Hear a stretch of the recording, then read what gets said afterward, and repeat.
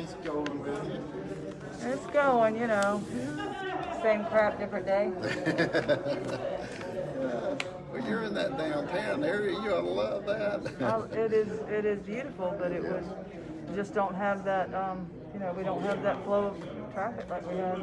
Well, I mean, you've seen the things Studer said about what you're going to have to do to get that down there, and it's going to be, some housing, some people that have that you've got that constant traffic. Somehow you got to get housing to it now. Maybe that courthouse is a good thing. Get rid of that and Do something. Get I don't housing know. in there or something. I don't know. But You got to do something because honestly, the way it is right now, it's just. I mean, the only thing that I'm thankful for is that I've been in business long enough that I still have quite the following. And again, I'm always posting and sharing and posting. So that's the only way for me right now to stay alive is to just stay on top of it. Yep. So, Yeah, I think you'll hopefully, like you said, when the courthouse comes, it's going to be a big decision to make what's going to happen. You in the building. What's going to True. happen with that? to see what's going to happen. Yep, big time.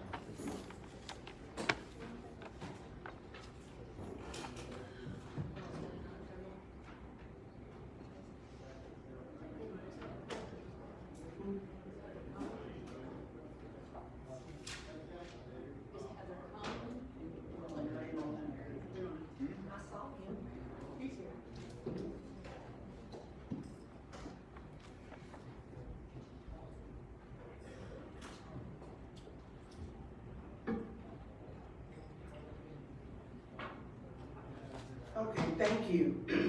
The time is upon us, 5:30. I'd like to welcome you all to City Hall, and always thank you for coming. It's helped us make better decisions, and the community is here to have us to look at some issues or some other points of view to other things we have on the agenda. I will now open the meeting officially, the committee of the whole meeting, today, August 20th, 2020. Are there any council items to be added to the agenda? Ms. Johnson, Yes, Ms. Jordan? I don't have one that be added, but I have one that I think we need to take off. And I want to check with the staff about that, but item 1606. 1606 is one thing that we need to remove from this time. And the reason being that it went through planning, and planning said that they needed more information, and I think that staff is in agreement with that. Okay. Staff is in agreement, and the principal on the project has also asked that it be withdrawn. Okay. So we'd like to take that one off the agenda if there's no objection. Okay. More information is needed, and that's as a result of the committee meeting for that. You just said. Yes, we like, that will be back scheduled again for probably on the next. Okay. Staff will reschedule it when the information is available. Thank you so much for that information. As noted, and as we were speaking, item number 1606, which is on the Growth and Development Committee. This is George Jordan is the chairperson. Rezoning request, 6751 Berry Hill. Apparently, all the info, yes? I have an item. I'm sorry? I have an item to add if I may. Okay, would you just let me sum this up and I'll get right back to you. Thank you. More information is needed, and staff will let us know when that information is gotten. So therefore, I believe we have one more before we get a vote on that. Go ahead, Councilman Rice. I'd like to add a discussion about landscaping in the city of Milton, right of ways. Okay, landscaping. Okay,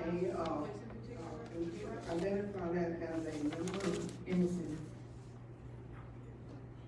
I think you see the voice goes out this way. Oh, I'm sorry, Ms. Smith asked me where, and I was just saying in the city in general. Have you I looked mean, at where it? do you wanna add it? Yeah, Oh. You can go first or last, or wherever you think it's of appropriate. your committee. It doesn't matter. Okay. wherever you wanna put it. So is that under your committee? I can add it under, yeah, it doesn't matter to me where you put it. Okay, so we just need to add it, bring it forth, bring it up. Is that correct? Yes, ma'am, please. Okay, thank you so much. Any other items from, the council member? And then as far as stormwater committee, I was hoping to get an update, things that have been done and things that are planned with the, stormwater utility. Stormwater utility also, is that under your committee, or should be, or Yes, that ma'am. was just information you were asking, right? It is an information item, and I might, Okay. we might need to talk about. Okay, okay. Action. All right, that's fine. Information item, okay. Any other items to be placed?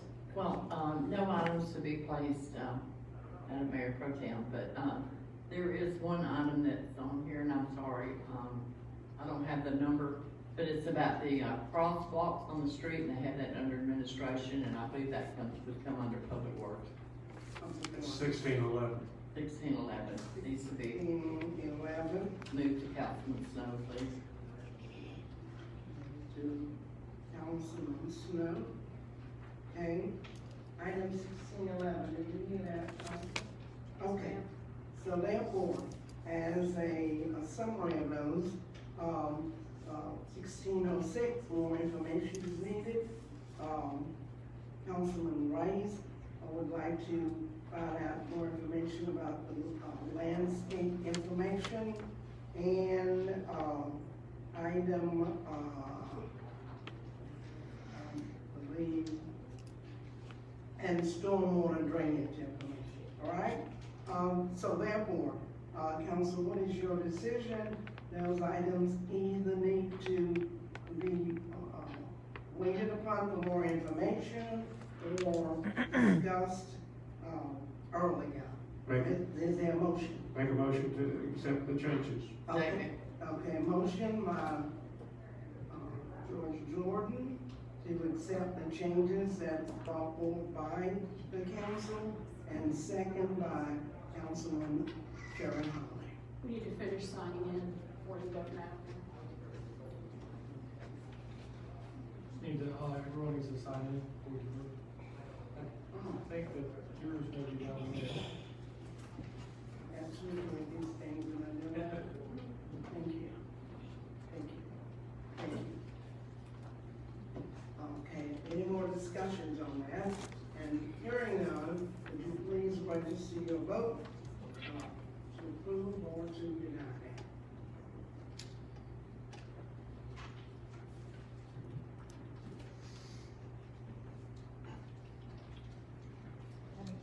Stevie's gotta fix that. Miss Mary, you can't have two votes. Oh, I shucks. was looking at you. Oh, shucks. All right, thank you so much. Unanimous decision on the alteration of when those items will appear or when we should wait. Okay. Persons to appear tonight, is that, I don't know if we have a scheduled person to appear, but do we have some forms?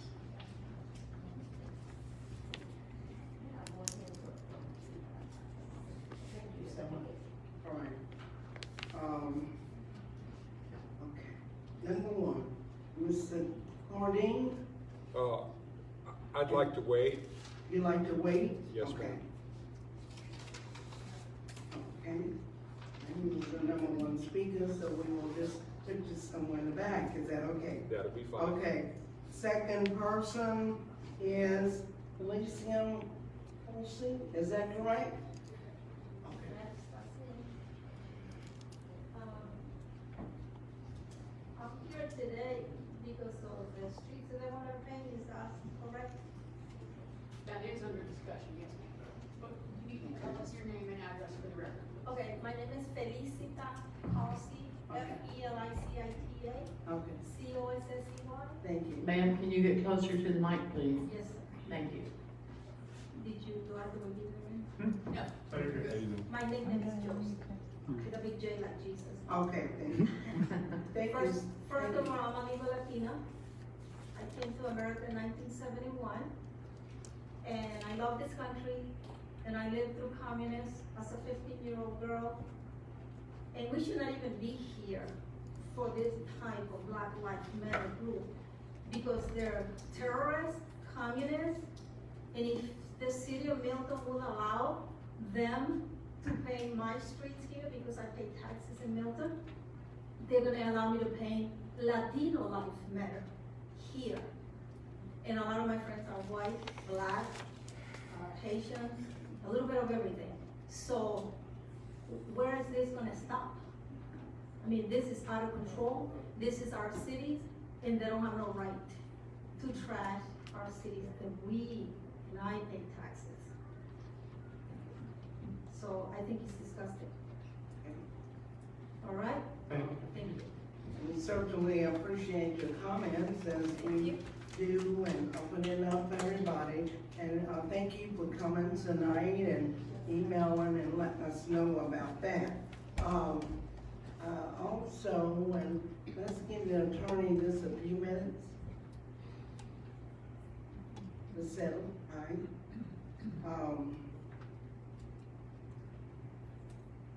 Before I ask you that, While you're looking through that, Attorney Mead, please tell Attorney Alex Andrade that we are very proud for him and his win yesterday. I'll certainly communicate that to him. It was the first experience of this type he had in the political environment. I suspect a few of y'all have had the misfortune of a similar situation. Hopefully you haven't, but it seems to come around for that line of work. And personally, I'm very glad he was able to manage as well as he did. He seemed to be very excited from the photos I saw. yeah, that's true. And thank you so much for that, and that comes from all of us, and we're very proud. Proud of him, proud for him. Yeah, all of council, Right. all of council. Thank you so much, it comes from each one of us, and that's our heart's joy, and it's a nice little cute smile. Yeah. You let that reveal that. We have, Lyceum, just spoke on, an issue in terms of Black Lives Matter and the writing on the street. And, eventually, in a little bit, I will ask you to repeat that ordinance so that I don't know that you knew about that. Okay? I'll be happy. We've got an agenda item that deals with that subject matter. So we'll put it under that. That will be fine. So ma'am, are you gonna be able to stay here a little longer? Yes, ma'am. Thank you so much. The third speaker, Delanne Mark. Ms. Mark, would you come forward, please, and give us your name, your address, and also your concern. Thank you. Name is Glenn Marr, 2779 River Run Road, Navarre. What else? I think that's it. Okay, Thank you. Couple things. First time being involved in something like this, so I'm disappointed that we didn't do the Pledge of Allegiance to the flag before we started our meeting.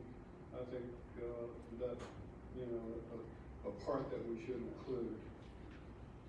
Second thing, I agree with this young lady here on facing our streets.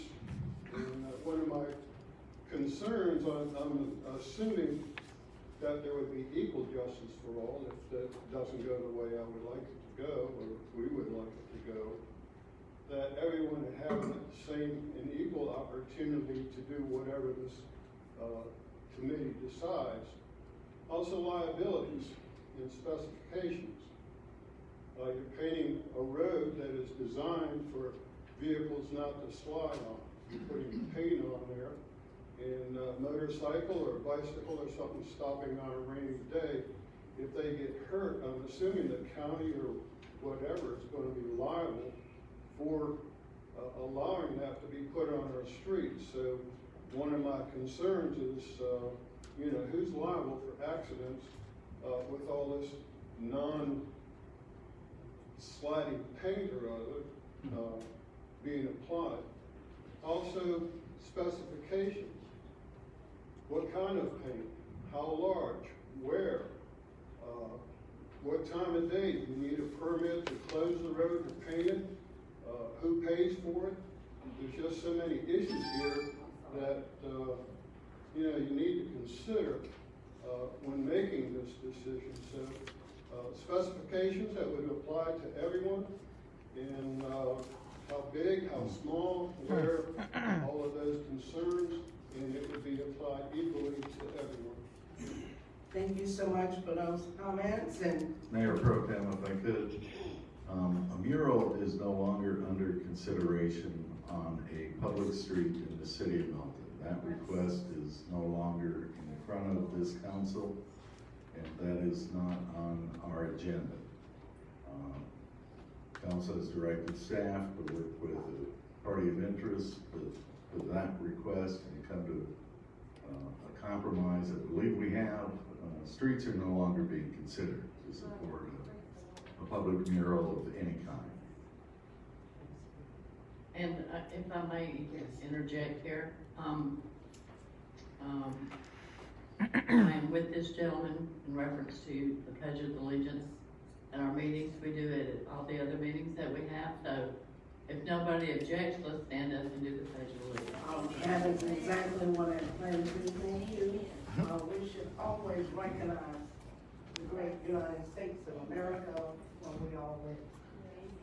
I pledge allegiance to the flag of the United States of America and to the republic for which it stands, one nation, under God, indivisible, with liberty and justice for all. We'll also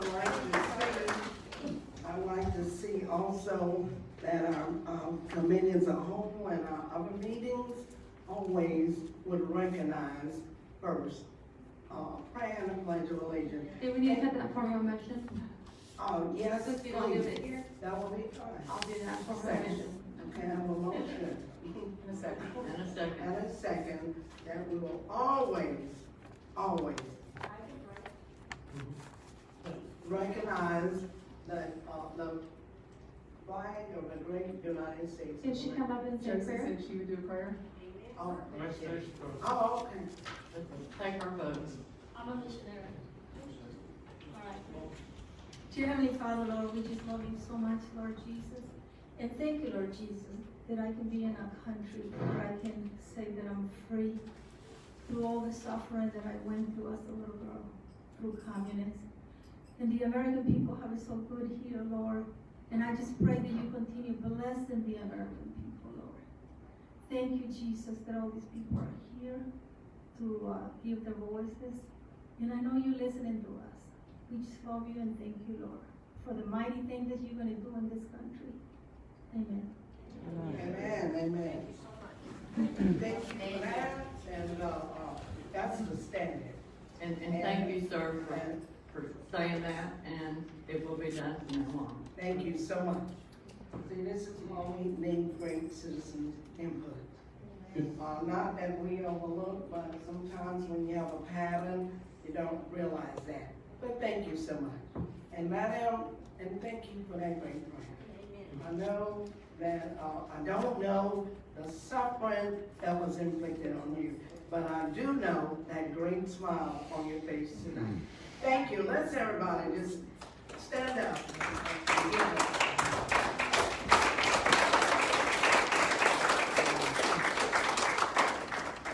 Okay, thank you so much. Now, Well, we may can have church if Stephen gets on that. well, Stephen, are you ready for a little sermon? I always have a back pocket. All right. He's already ready and it already, I know, prayed as we all do. that things that's work out according to the will of the Lord, and it always does. Thank you. And I believe those are the all.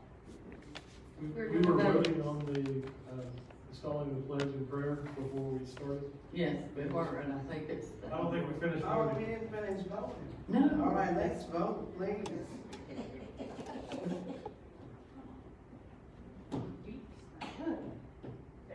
All right, great. Thank you so much. Madam Clerk, do we have any other forms or anybody else want to speak out? I gave you the one input form I had today. Okay, And you might ask if she wants to wait till that comes Okay. up or not. the one input form, It's on the agenda, so I think you're gonna speak at that time? yeah, Yeah, she's gonna speak at that time when that item comes up. Thank you. And also, sir, the first speaker, John, are you still wanting to wait? Yes, sir. That will be fine. Thank you. Hearing none of it at that time, then we will move to the agenda items. Is that okay, council? Stormwater Committee, Councilman Shannon Rice, if you would please, speak to us of those concerns or any other thing that you found out at this point. Thank you, ma'am. So we had asked in the last, council meeting that we be provided a schedule of the, stormwater pond maintenance. And I thought that we were gonna get that for this meeting, or we were gonna get that before this meeting. The stormwater pond maintenance is really relatively simple. We do pond maintenance in the winter when we've done it through landscaping and grass cutting.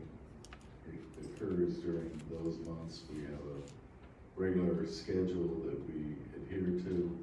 We also use part of our inmate crews to achieve that objective. But that's our schedule. What we had asked specifically was to see the schedule. I'll Not be a happy to summation provide of you the with it. schedule, actually when the ponds are addressed in the form of a schedule. There's a Been number, addressed. there's a number of variables there that relate to that schedule that at this time make it impossible for one to provide. I mean, you're asking about labor that is no longer available. I think you would, though, have a schedule of how they've been addressed this far. I would think that that's been documented, that's how you would keep up with the next time that it needs to be serviced. Mr. Cook? There should be a schedule in your package, that when we do, it is given to the supervisor, the inmate crew. We try to do them in November through December, and then we try to do them in the spring. So there should have been a schedule in your package that we hand out. Has every holding pond on it? In this package for this committee of the whole? Yes, ma'am. Does it say? It's in the information. Does it say when they've been done, or is Yes, it ma'am, simply? it's checked off when it's done. I didn't see that. Did any other council It people? should have been in the informational part of it under the Magnolia bin. Okay. I've seen the item, 1602. It should be in that packet. There's, Okay, I don't there's see the a photos of the pond, the Magnolia bin, and there's Okay. also a schedule of the holding ponds in there. Okay, I do see that written, but I think what's being asked, I don't see, well, unless it's loaded. Is it loaded in now? Okay, well, that's fine. So, Mine this is having fellow- some problem. Sorry, Okay, Joe. okay. So these are saying when it was done? Yes, ma'am, the ones that checked, they haven't checked, it's not been done yet. Okay. Because we haven't had the labor to do it. So for those ponds, and I know there's been some discussion of cleaning them out, I've had quite a few discussions about this, over the last week. And, I understand that sometimes we don't necessarily wanna remove trees or remove grasses because those actually help drink up the stormwater. So I understand that, and that's why it may look to someone that it hasn't been serviced. But what is it that you do when you service? We go in and mow it and keep everything out, and if the bottom has got silt, we'll remove the silt off of it. Okay, So, That's been perfect. Magnolia Bend, I was by there just the other day, there's a lot of trash in that. And I don't know how often you would clean the trash out of them as well. Would you want someone to call you and say, hey, I've noticed like a lot has washed and turned? We clean the trash when we do mow. That pond was mowed, January, I believe. Okay. Maybe, no, it wasn't, I'm sorry, it was mowed in July. We had the inmates for about 2 weeks, and we mowed that pond while we had the inmates. And the trash is cleaned out at the end, but the next rain, when bottles and stuff, and styrofoam cups, the water just washes it back in. But no, we don't go after each rain and try to pick up the trash. Right, no, I didn't expect you to do that, thanks. Okay. So, and then I would like to know the status of the repairs for the stormwater comp plan. Several months ago, I made the motion and it was approved unanimously that we put the stormwater utility fees that we collect to work. My reasoning for that is that I do not think that we should be taking money from the taxpayers and then holding it in our account without some designated exactly what we're gonna use that for. And there was no designation at that time that was told to me, and it was, I thought, agreed by the city manager and by Public Works that that money was gonna be put to work with some of the items listed in the stormwater comp plan.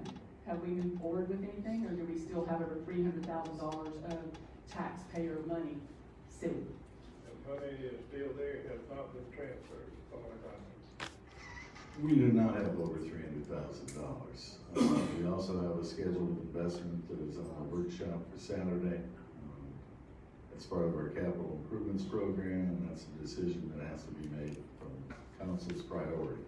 I would just like a little bit of information of why we haven't moved forward with that when the motion and the direction was given from council several months ago to move forward with some of these repairs. Because the items that were identified by council during the last time we participated in a capital improvements program have been addressed as a result of those investments. We're waiting for another decision by council as to what their priorities will be.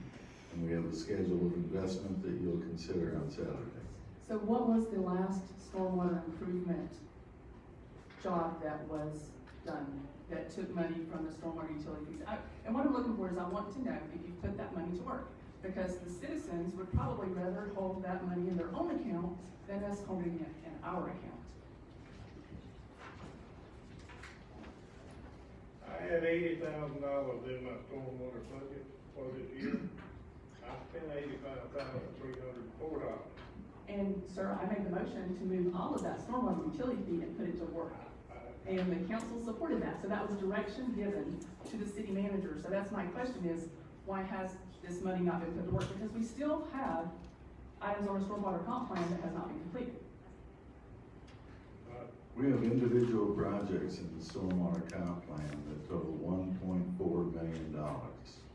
With the revenue that we'll realize this coming year, we have $294,000.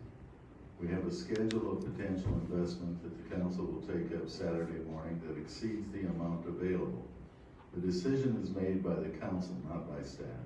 1.4 million probably is all items, but there are individual items on the stormwater comp plan of 95,000, of 45,000, and the way stormwater works is it's all interlinked, so you can repair pieces at a time, and I'm hearing that we have not moved forward with any of those, even though the direction was given by staff, by council. Is that correct? That's correct. I would like to pose to council what we do and what action we take when staff, the city manager, does not move forward when given direction from council.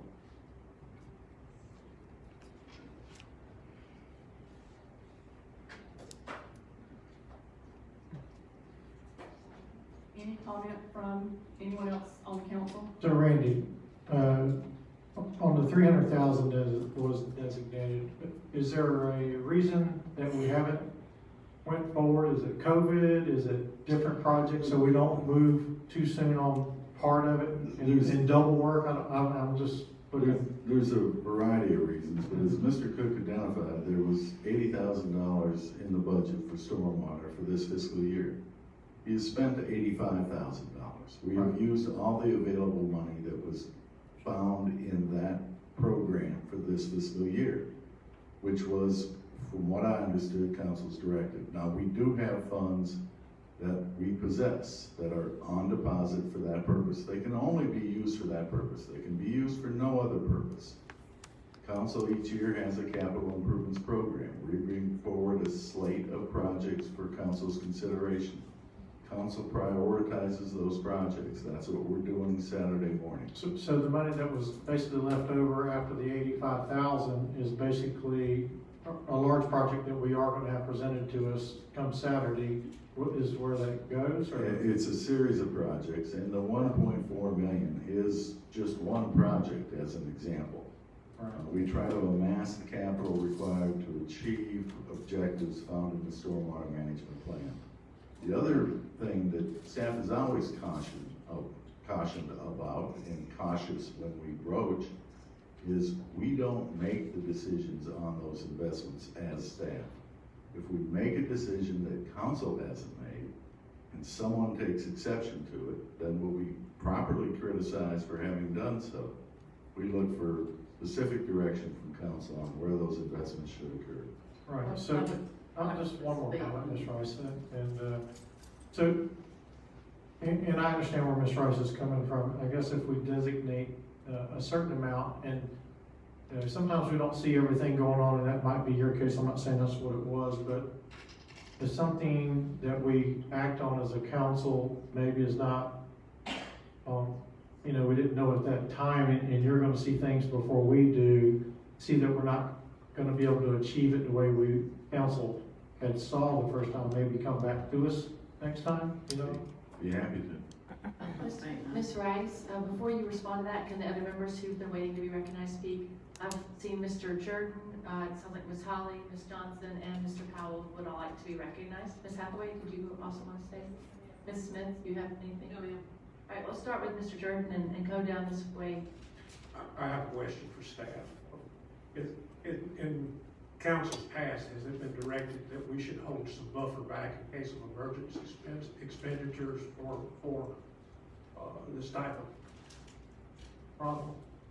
Stormwater is always something that during given events can surface as an issue in various parts of the community, and it needs the application of those proceeds immediately. We always try to keep some funds available for those purposes. So that would be reason for not spending every penny that we have in that fund in case of emergency. Unquestionably. Does that conclude your comment? Yes. Ms. Holly? Thank you, Madam Mayor. Councilwoman Rice, when, I'm trying to think when it was, 2 years ago, I guess, or a year ago, when I was the chair of your committee, I would come in and I would sit down with Randy and Mr. Cook, and they would supply, maps on the screen in the city manager's office, and they would have the materials listed out with how much each project costs.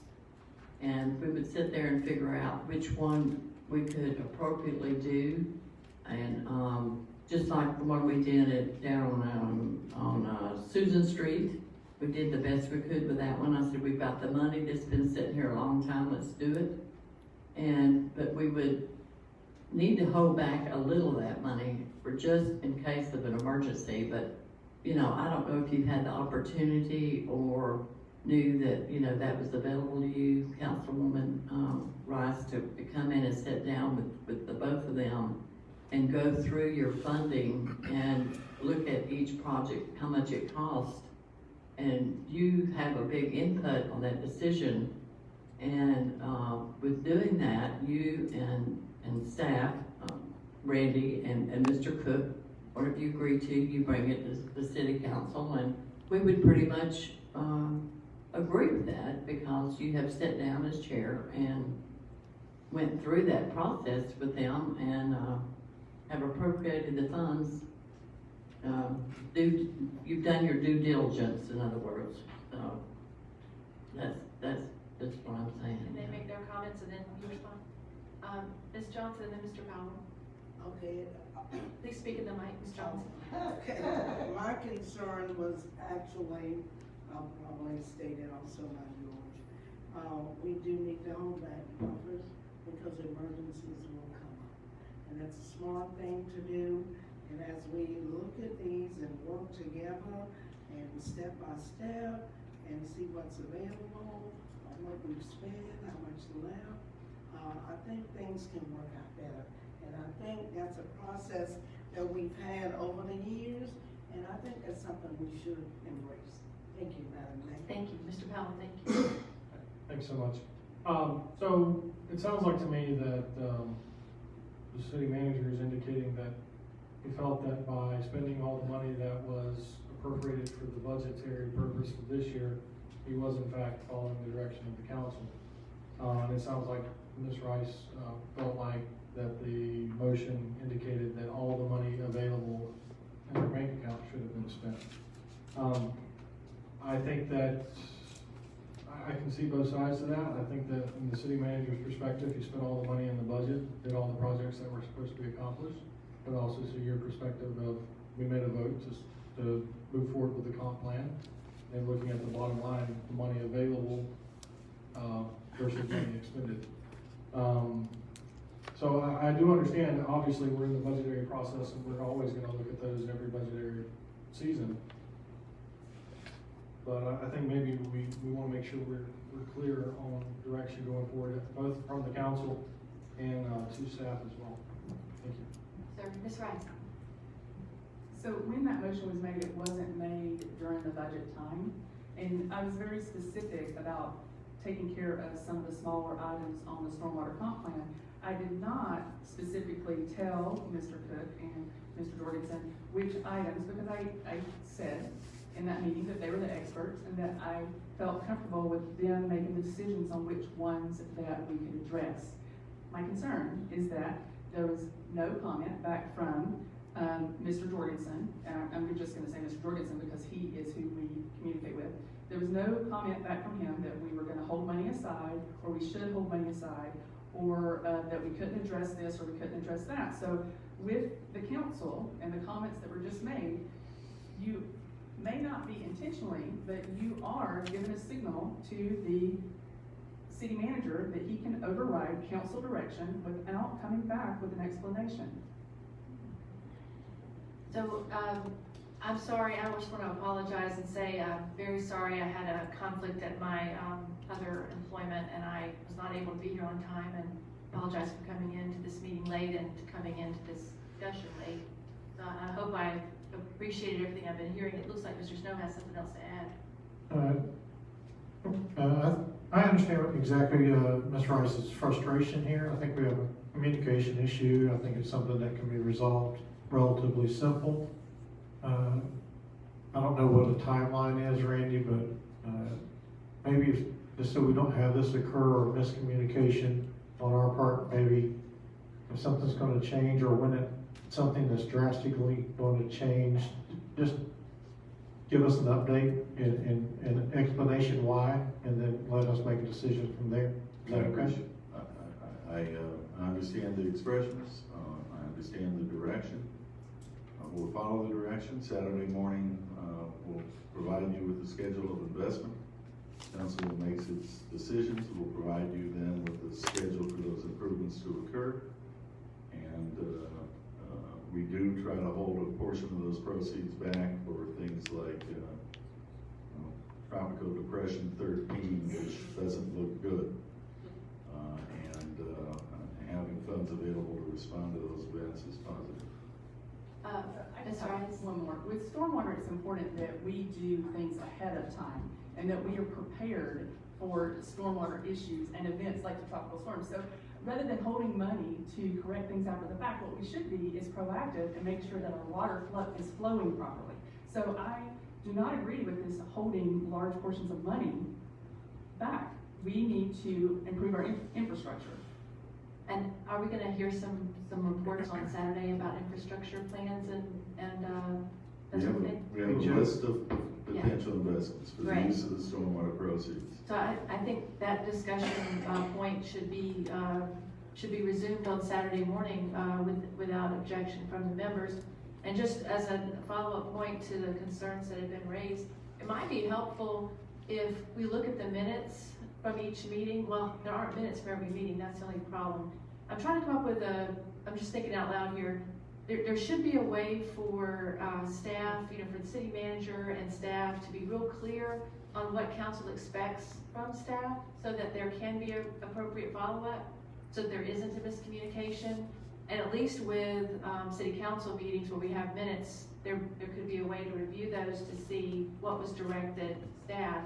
But if we don't have minutes to a meeting, I'm not sure what the best logistical way is to do that, but I would ask staff and council to think about that, so that we can make sure the lines of communication are clear and that there isn't confusion, so that people's expectations are set appropriately and people aren't disappointed. I would just ask everyone to think about that. Yes, sir, Mr. Snow? Ms. Rice brought up the holding. I want to go back to things she addressed first, and that's why I want to ask you, Joe. I know we have certain holding ponds, and being that one off of Magnolia probably gets a lot more trash because of the type of roads that are around it. They're a little different than the ones that are in neighborhoods, don't get near as much trash. Am I correct on that? And I know if I've reported one, y'all have always been out within the near future, even out of schedule to handle it.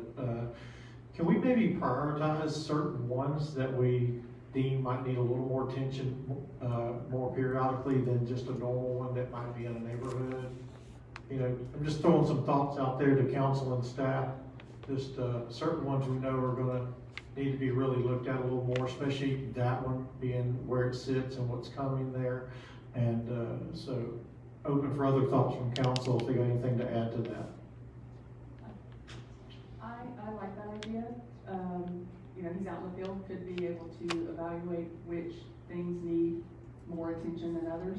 And also with that, I had, put a request in that we have a, public works, like a public input request, a maintenance request on our website for public works. So for a stormwater pump that's having an issue, or a pothole, I would like to see that on our website. I don't know if I can get council's support on that. If you have That's a good idea. It needs a date time stamp though. I think they can do that with the form. I just wanted that on the record, so that when the form is developed, that it has a date, time, and stamp, because he could be inundated with 50 requests for the same thing, like 10 from the same day, and not, he's got a lot on his plate. Yeah. Mr. Jordan? I would like to ask council to be a little lenient with Joe right now. He's working with reduced staff. He's like 80 people down because of the inmate working. And he does not have the staff to get around to everything he's doing. If you look at our city compared and consider the handicap that he's working under, the man's doing an excellent job. I'm proud of the job you're doing, Joe. Absolutely. Yeah, definitely not trying to bring up a complaint on that. Just, definitely when we get back to normal, that we have maybe improve the system even better, so, thank you. May I speak, Madam Mayor? Yes, ma'am. Just to let Mr. Cook know, yes, you're doing an awesome job with what you got to work with, and we will get through it. It will pass. But, even code enforcement, we developed a thing, on our website for people to send us in a complaint log. So maybe that's something you can get with whomever, maybe Stephen or something, and y'all can come back with something like that, and, the council, and present us with something, and I think it's a good idea that people could just get on there, but to be, redundant, maybe there's some way, somebody could check a box or something and then have a date and you only get one or something. I mean, I don't know, but the smart man's over there. The IT man, he's over there. We'll get I too would also like to thank Mr. Cook, for the job that he's doing, he has done, and no negligence on your part, and none that I think even Ms. Rice out here, because as she began her discussion, she said they are the experts. And she referred to you and Mr. Jorgensen on that. And there are always things that we can do to help improve the system. And that little input sheet that you were talking about, good, as well as Ms. Holloway. So I think we all working together can help each other, and we all do the best out there that we can for the citizen. And I just want to thank you for your job. Thank you, ma'am. Thank you for your hard work. Thank you, Joe. Thank you, Mr. Cook. Any other comments from members of council? I know there's a lot on your minds, and you want to, is there anything else you need to say? Okay. So as I understood it, this item was simply an update, and there's no action to be taken at this point. Is that correct? Correct. Okay, thank you. And so now we're at the action items, as I understand it, 1595, audio-visual video update for the city council chambers? Yes, thank you. Thank you, Madam Mayor. It's a pleasure to have Mr. Ringel do all my work for me. Because I'm like, wow. Council had requested, we had requested, and I don't know what date it was, but for live streaming, and especially through the onset of the COVID, it was almost horrifying to try to call in to be part of the conversation as a council person and to hear, and then to also, we all have been hearing about how the live streaming does not work properly. It has its niches where it goes in and out every so many seconds or whatever. But anyway, let me get into action item number 1595. The title of it is Audio Video Update for City Council Chambers. The background is that council did request that staff review the audio video, live stream, and teleconference capabilities of the Milton City Hall Council Chambers and bring recommendations and costs for updates. The summary is that the following actions have already been performed. Our conference call provider has been changed from C-Spire to Microsoft. Council members are now able to join either by phone or secure video call in compliance with Florida Executive Order 2069 Section 2. And what that is an order that was written by Governor Ron DeSantis, that we can still have a quorum and not have to be in person, we can call in. And then incremental upgrades to the audio equipment have been programmed into the 2021 budget. Mr. Ringel and his staff is investigating upgrades to replacing the conference phone, upgrades to audio equipment, and additional live streaming hardware.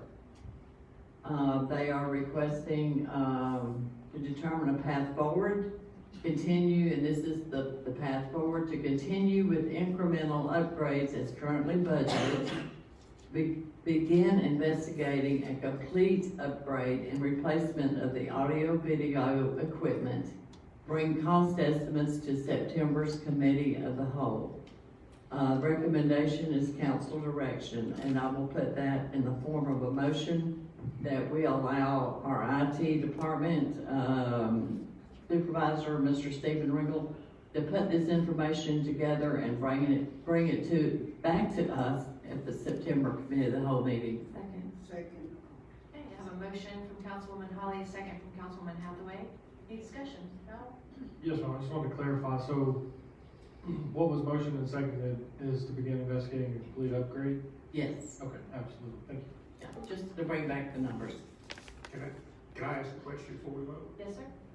Mr. Ringel, is it going to be more financially, a better financial decision to go ahead and replace all of it than it is to do it step by step? Piecemeal sometimes costs a lot more in the long run. Have you looked at that deep? That's correct. I don't want to be cheeky with this answer, but I would rely on your guidance for that. Right now, we programmed in approximately $5,500 of upgrades into the new year that originally came about because of the fact that we had our live stream dropping about every other week, if you remember that. I know I do. So we, and I know he does. So we did program some money into our budget for that purpose, and Councilman Rice also put me in contact with one of the audio video people at the county, and I was able to spend some time actually looking at how they handle their setup. Honestly, I want to look at the full numbers and get a quote on what the whole replacement is. As I shared with Mr. Jorgensen, I could easily see this with labor costs going up to the $20,000 to $25,000 range, and I'm really just spitballing there. But I can have all the numbers for you and a decent recommendation for you by next month. It sounds like that's one of Mr. Jordan's questions, is for you to recommend one way or the other. Is that fair to say? Yeah. Well, I would like to look at it from a financial standpoint, because piecemeal, we keep patching this thing up and we get 2 years down the road and we have to buy it. At that point, we haven't gained any ground. And I tend to think that the technology evolving as rapidly as it is a better path to look at very highly consider changing those. I was under the impression it was a complete upgrade on everything, piece by piece. Am I correct on that? Well, I think the original, thing was to, I hate to use the word spot check, but I guess Yeah. to check each component to see if it needed, if there was just one part of this puzzle that needed to be fixed, it could have fixed the whole thing. And then we would have been wonderful and great. Right. It didn't work that way.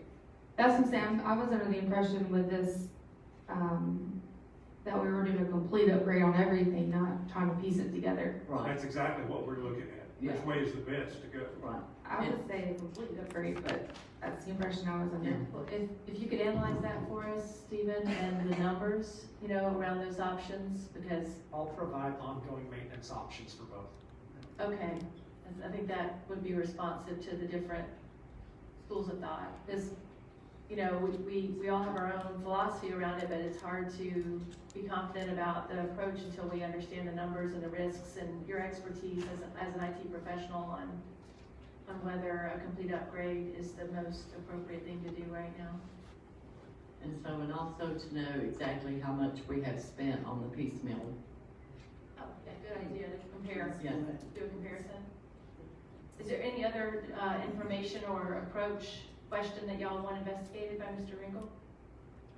Okay, so, yes ma'am, Ms. Rice? I spoke with a person who runs a few radio stations, and he said that he'd be willing to talk to the city about what they can do, and he knows pricing and stuff like that, at no charge, just to help with the city. So I think I'm gonna give him your number if that's okay.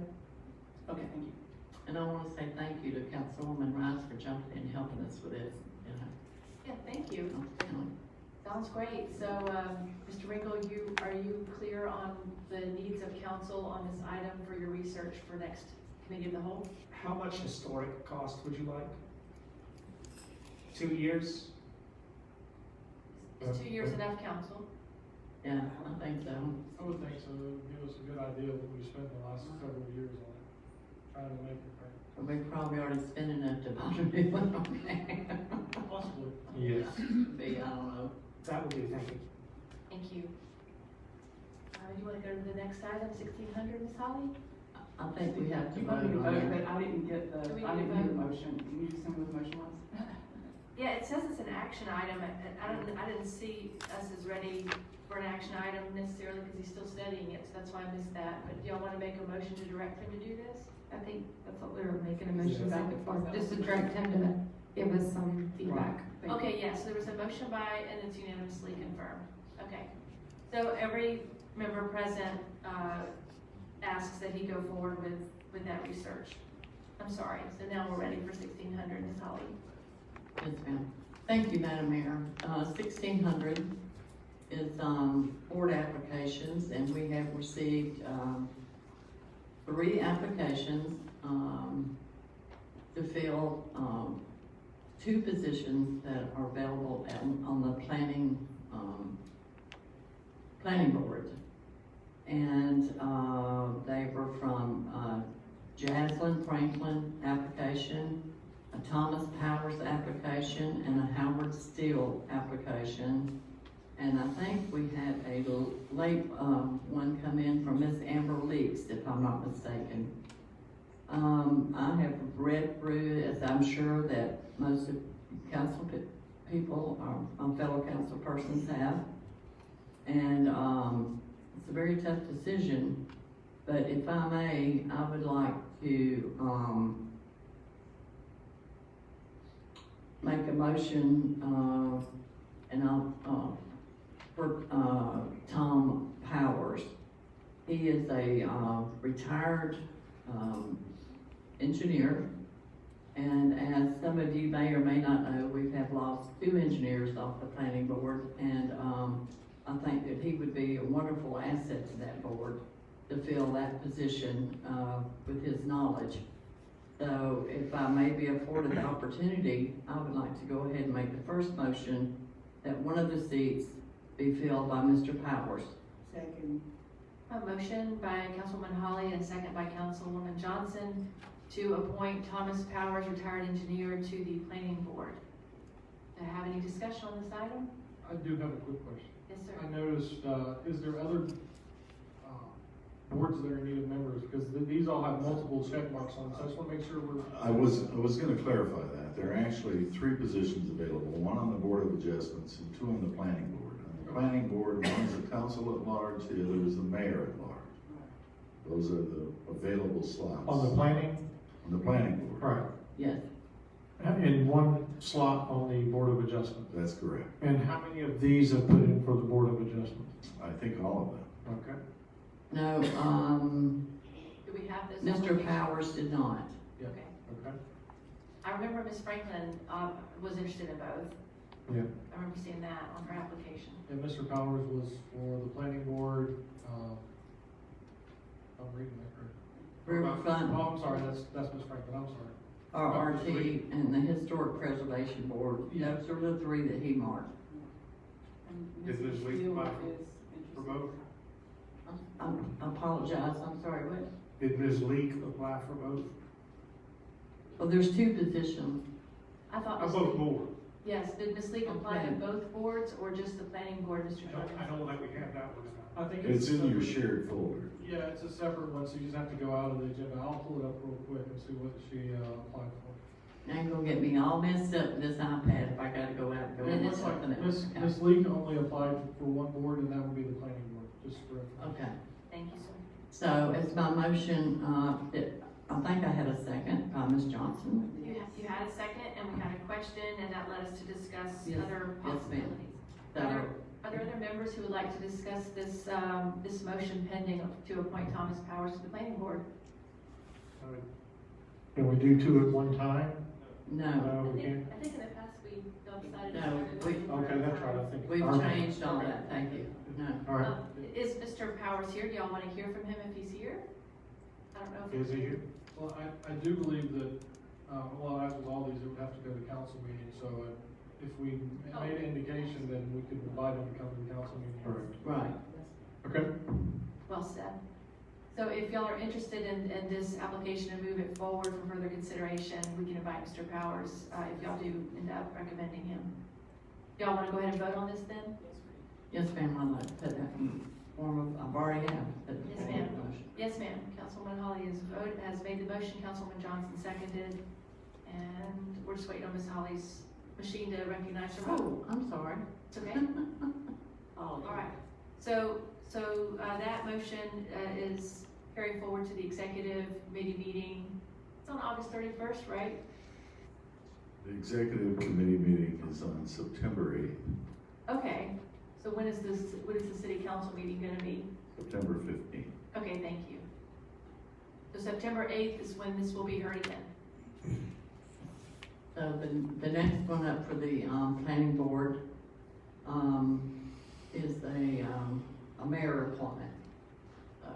It would be up to you, Madam Mayor, to appoint one of the 2 that have applied,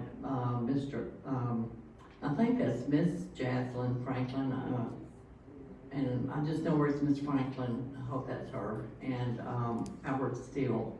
Those are the two applications that are left for consideration. Don't you want to make a motion on the Board of Adjustments at this point? Well, should we handle the planning board first? Yeah, we're still on the planning board. We have another position open, and that is your appointment, not city council's. Well, after consulting on that item, I had been given a recommendation which I would like to follow, although I don't know that, I mean, I'm interested in what this council thinks, but I would like to recommend or appoint Amber Leak to that job, to that role, because of her investment in downtown Milton. And I think she would be a great person on that board, but I know this council hasn't had a chance to see her application maybe, and so I was a little concerned about going ahead and moving on my thoughts. I'll put that in front of a motion. I'll second. Yeah. We don't need to vote on it, do we? That's your choice. Isn't it? Oh, It is a mayoral. Okay. Yeah, There it's a is- mayor. But I agree with you. I'm in agreement. Okay, well, if y'all are comfortable with that, I just didn't want to make the move unless y'all had a chance to review all the applications. That's good. I'm familiar with Ms. Leak, I believe she's been here before us. Yes, Very good. she's been involved in the community, and I think she has an investment, so, Yes, she does. yes, So- ma'am. Do we have any openings on the civil service board? I believe there is an opening in the civil service board. Okay, so the next order of business would be for, the Board of Adjustments, am I correct? That's correct. Okay, so we have, Ms. Franklin, and, I'm trying to pull theirs up here, and I can't seem to find, hold on just a minute. Y'all, these iPads are wonderful, but we have to do a lot of. Howard Steele's one. Howard Steele, and does Ms. Franklin, does she also, She did not apply for Board of Adjustments, but she did apply for Civil Service Board. Oh, I thought she had also applied for Board of Adjustments. Yeah, it looks like she only applied for Milton Planning, Riverfront Redevelopment, and Civil Service Board, if I'm reading her correctly. and Mr. Steele? And she's in health administration, and it, so I don't know, it seems to me that that's a fit, civil service. Yes. Yes. I think- Well, I'll make a formal motion to put Howard Steele on the Board of Adjustment. Second. Okay, we have a motion to appoint Howard Steele to the Board of Adjustments, second by Councilwoman Johnson. Is there any question or comment? Can we have the list of names again? I don't have my iPad because I came straight from work and had to drop the baby off, so I'm sorry. That's okay. But can you guys provide me a list of who applied for the Board of Adjustments? Ms. Franklin, Howard Steele. Miss Franklin did Oh, not. I'm sorry. That's Howard why I Steele. need some clarification. Was it? That's, Howard Steele was the last person that we had. The one and only, basically, that's applied. That was left after the planning board. Okay, that's all I wanted to make sure of. Thanks for asking, because I had been confused. I had thought Ms. Franklin had applied for the Board of I just Adjustments. wish that maybe when this is up for discussion again, like on the summary, yeah. I have a better list of who's going where instead of just strictly on their applications. Because it is a lot of scrolling to try to figure out where Ray's going. Thank you, How many openings did we have on Board of Adjustment? Just one. Just one. Just one. And then one on civil service and two on the planning. But Mr. Steele, I would just like to make a statement that he did, where it says name of office or position held or sought. He did put down Board of Adjustment as his first pick. No. Okay. All right, well, I'll second your motion. If somebody else has it. It's Okay, been seconded, yeah. So we have a motion by Mr. Snow, second by Ms. Johnson. So if there's no other question or concern, confusion that needs to be resolved, I think y'all might be ready to vote on this one. Unanimously approved for Mr. Steele. Is he here tonight? Welcome to the Board of Adjustment. I don't see him anymore. Unless he's outside. And, There might be people outside. and I don't think Ms. Lee is here tonight, but I guess obviously y'all have to formally approve these coming meetings, but that will be on your Right. executive committee agenda. So I believe that the civil service, I believe that leaves Ms. Franklin. for the Civil Service Board, so I'd like to put that in the motion. Okay.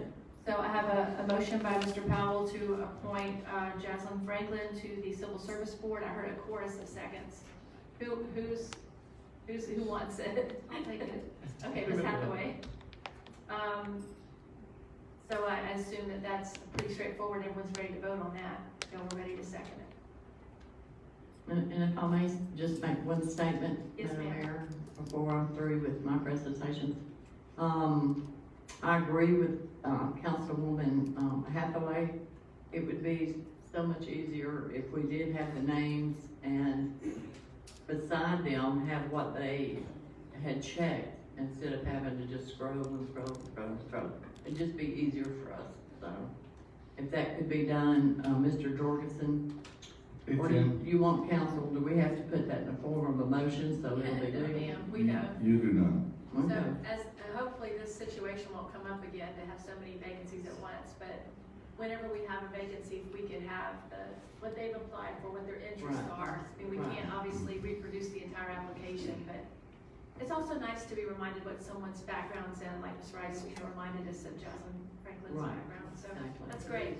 Staff does have a comment, that is, a number of these positions have been open for some time. I understand. I want to thank the public for their interest in serving, and I Yes. want to thank the council for the appointments that will fill these boards so we can go about our duties each day. Yes, we I agree. appreciate folks submitting applications so these vacancies could be filled, because they continue to grow, and we didn't have enough applications. So thank you, everybody, for your interest. Well, thank you, public, for allowing me to give my report. Are you finished with your report? Okay. Well, unless it comes back to discussion. I get a little confused with an agenda and discussion items. I mean, do So- we discuss them or we just look at them and go home with them? I mean, you know, I don't know. We moved 1611 to Jeff's. Yes, I understand that. but Yeah, I that's- said- Mayor, It's still under discussion, that's what she's talking about. Ms. Lindsay wasn't here when we did that. Thank you. Yeah. So where are we then? 1609. Item 1611 was moved to, Public Works? Yeah, oh, Jeff's. But what she was asking is, the item 1611 is still under discussion, and that's what she was asking about, is all the discussion items. Well, and the ones I got above that too is under administration, the bans on the Blackwater production equipment cost analysis and the official records and minutes. I mean, are we just supposed to take no action on that or what? No, ma'am, I believe that y'all can have whatever discussion you think is best. It's my understanding that to help y'all with organizing your business, that items are reviewed as to whether they're action items that staff really needs you to act on them to get them ready for council, for the city council meeting. And if it's an item that it seems that y'all still have a lot of discussion to undertake, that is not yet designated an action item, unless y'all decide to make it one, which it sounds like y'all did. Sounds like y'all moved 1611 out of discussion into action for tonight. So, and that's perfectly, and as far as not talking about something, Ms. Holly, I think that's the way we've treated the information items. So at the end of your agenda, you have a couple of information items which maybe need to be continued to discuss tonight, or maybe you need to review this separately outside of this meeting. Questions? Well, the reason that I had the 1611 moved, Madam Mayor, is that, it was listed under administration. That's the sole reason, not just because it was a discussion. Okay. So you're wanting to put it in its correct committee? Yes, then we've already done that. Great. So at this point, according to our agenda, we are at 1609, and so I'll turn it over to you, Councilman Snow. Thank you, Mayor. I think this is the best, item that we've been waiting a long time to move it into Public Works. We've got a lot of effort behind this project. It's item 1609. The City of Milton, North Santa Rosa Regional Water Reclamation Facility Engineering Services during construction scope of services for phases 1, 2, and 3. So basically, this is our wastewater treatment plant, and we're moving it into the phases of being built. Phases 1, 2, and 3 are funded.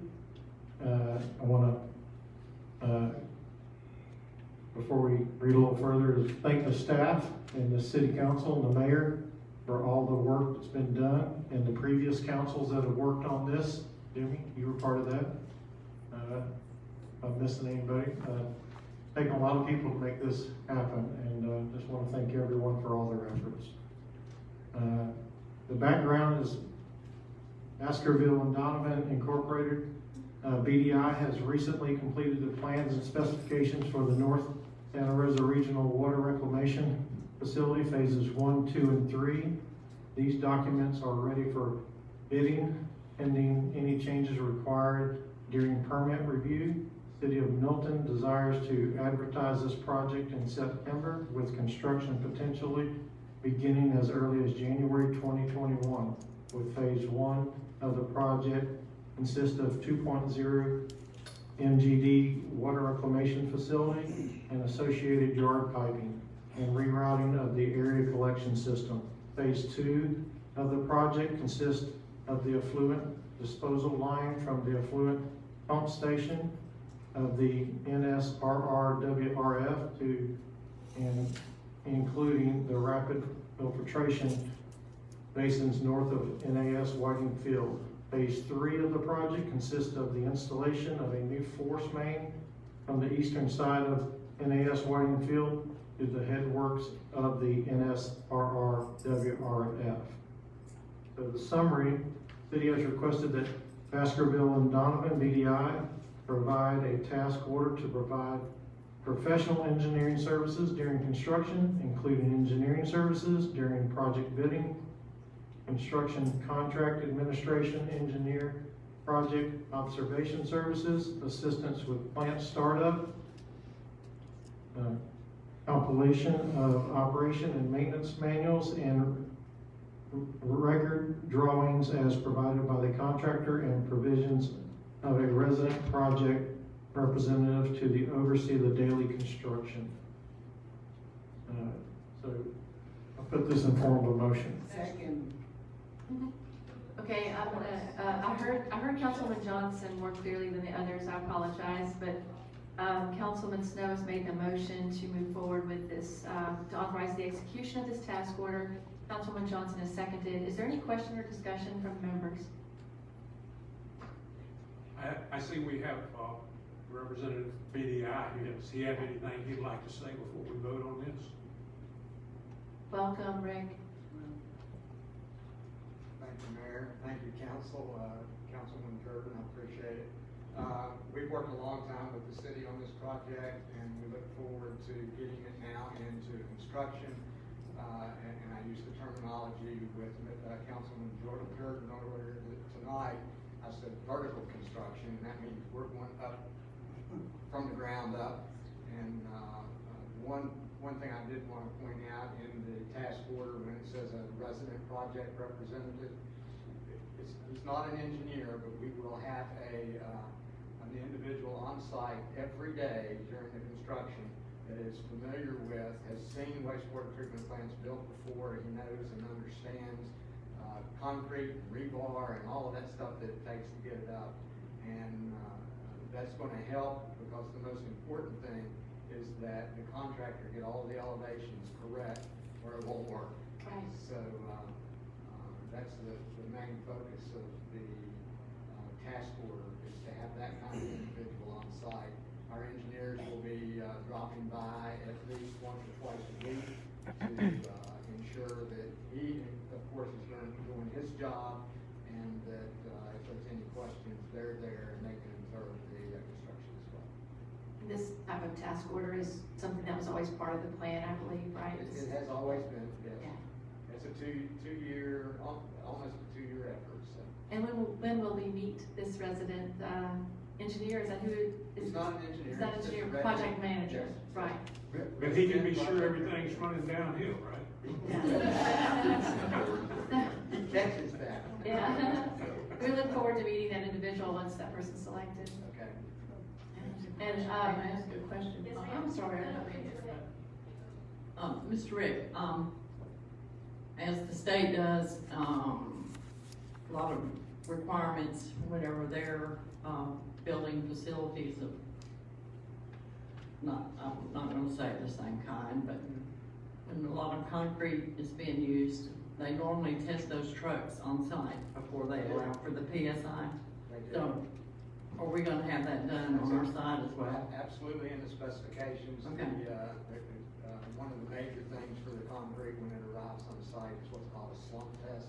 Yes. And that tells you what the strength of the concrete is. Right. Whether it's 2,500 or 5,000 PSI, and they can tell that right on site, within a matter of minutes. Right. And there's Yeah. things that, it's not like the truck has to leave and. Right, exactly. I know it can be there. It's a fast process, I understand that. It doesn't take long to do that. That's correct. But I hope that we are at the maximum requirement on this, because I haven't seen your spec sheets or anything like that. Okay, and I just thought about that. I thought I would ask you that question. That big book that was here. Yeah, I'm not reading your big old book, but anyway, thank Unless you for read answering. that, by the way. Thank you for answering that question. You're welcome. Are there other comments from council or questions? Okay, thank you so much for all of your hard work on this.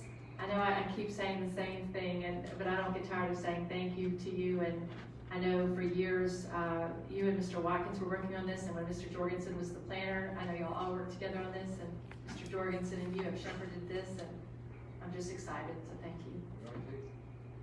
Big moment for Santa Rosa County and Milton.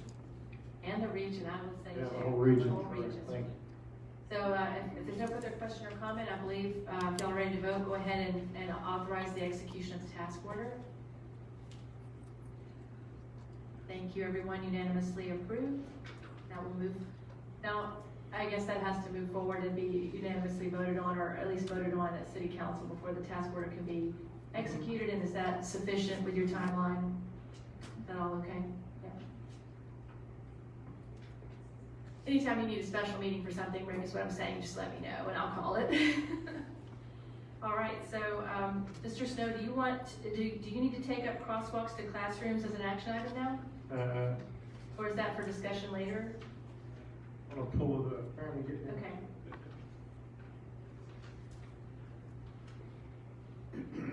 I believe, according to the background, that Councilwoman Rice actually asked for the discussion.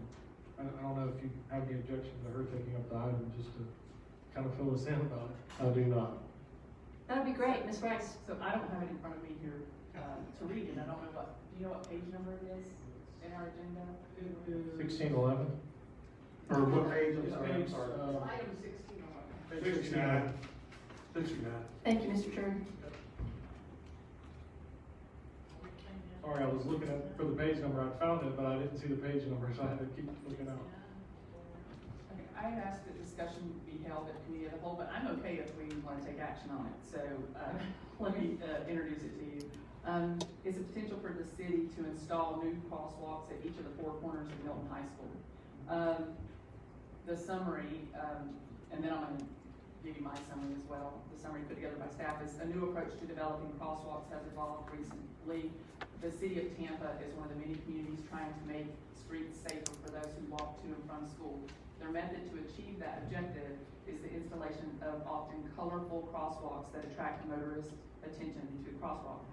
The point is for the drivers to see the bright colors and pay closer attention to what is in the crosswalk. Similar programs have been carried on in other communities and have achieved a degree of success. In Tampa, the program is called Crosswalks to Classrooms.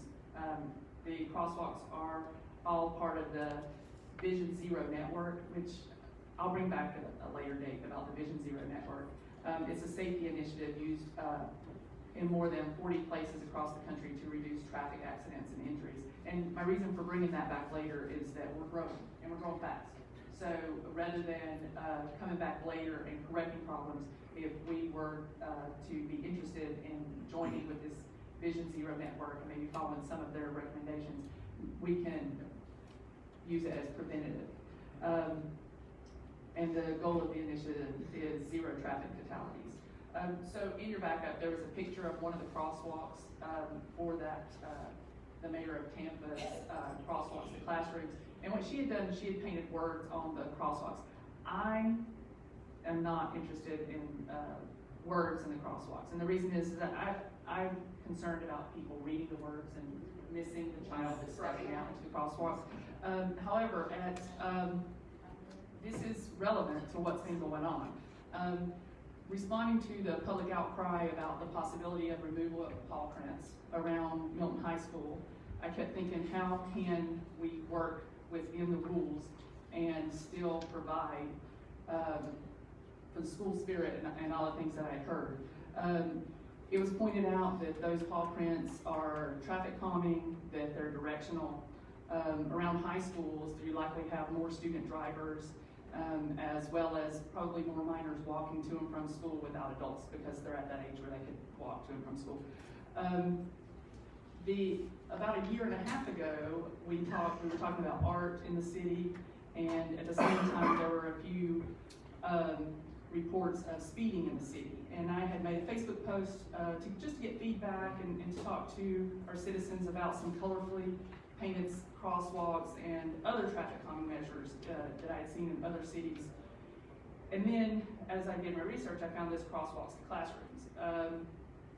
And with the idea of drawing attention to those crosswalks, I thought, well, how can we address that concern about what those paw prints mean to a lot of people, and that, you know, it's a lot of school spirit and school pride. And that is important to a lot of students, and it might be that one simple thing that keeps them going another day to school because they feel as a part of that school. So in trying to address safety, trying to address art, and trying to address school spirit, I thought, what if we could, and I don't know if we need it as an ordinance or what we would need, if we did the crosswalks that are closest to our schools with that school's mascot's prints. So around the four corners of Milton High School, if we did paw prints in those crosswalks in the direction of the school, so they're pointing at the school, of panther paw prints in those crosswalks, and they're bright, they're drawing attention and school spirit. And then the same thing like at Hobbs Middle School, they're the Cougars, I think they're Cougars. Jaguars. There's Jaguars, I'm sorry. So across the street, there's one crosswalk right across the street from the school. There's another two on Northwood. I thought maybe those could be the same thing. It's going to, I don't know, that's just what I was thinking about. And I wanted to hear what the rest of the council thought about it. Mayor, I'm sorry, go ahead, Mayor. Ms. Johnson, and then Mr. Snow. Thank you, Jim. I think it's a wonderful idea. A wonderful idea. We are always concerned about the safety of the students. This is a good project to look at. It's one that I certainly can endorse. The students are a little concerned. I've had many comments about the paw prints.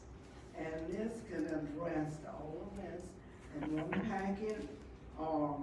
Milton High School is our school, if you will.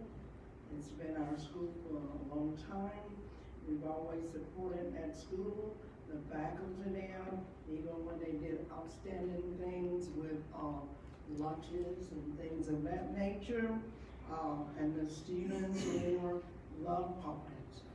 And I think this is something, I wanna just say, is King Middle School and the mixed too? Yes, ma'am. Okay. My thought was all of them with their and mascot. that is correct. And, you know, we need to always preserve those educational pieces. That's been really great to us. We, if you will, even during the integration process, I believe Milton High School, I don't believe it, I know it, had a great thing, because we had a work between Superintendent Lachlan, Principal Jim Cook, Principal Theodis Jackson, and my mom was president of the PTA at that time, at that institution. along with other community members, Reverend Heron, Reverend Starks from Martin Chapel, Reverend Seawright, and there was probably another Reverend, excuse me if I don't have it written, but the point is, we've enjoyed great success. These are our children, and I think that we need to ensure that they are safe. And I certainly support this effort. Thank you. Can I add one more thing before we go too far? Okay, the others are waiting, yes, but yes, ma'am, go ahead. So with this, I'm not asking that the city spend any money on this. I think, I'm just asking if the city will approve it and then allow the schools to do fundraisers for that. I think that then those students will take pride and ownership that they raise the funds to get that done. I agree also on that, and once again, visiting Montanari on many occasions and talking with the leadership there, and not knowing that you were gonna say this, but I think when students are involved, the pride is there and the longevity is there.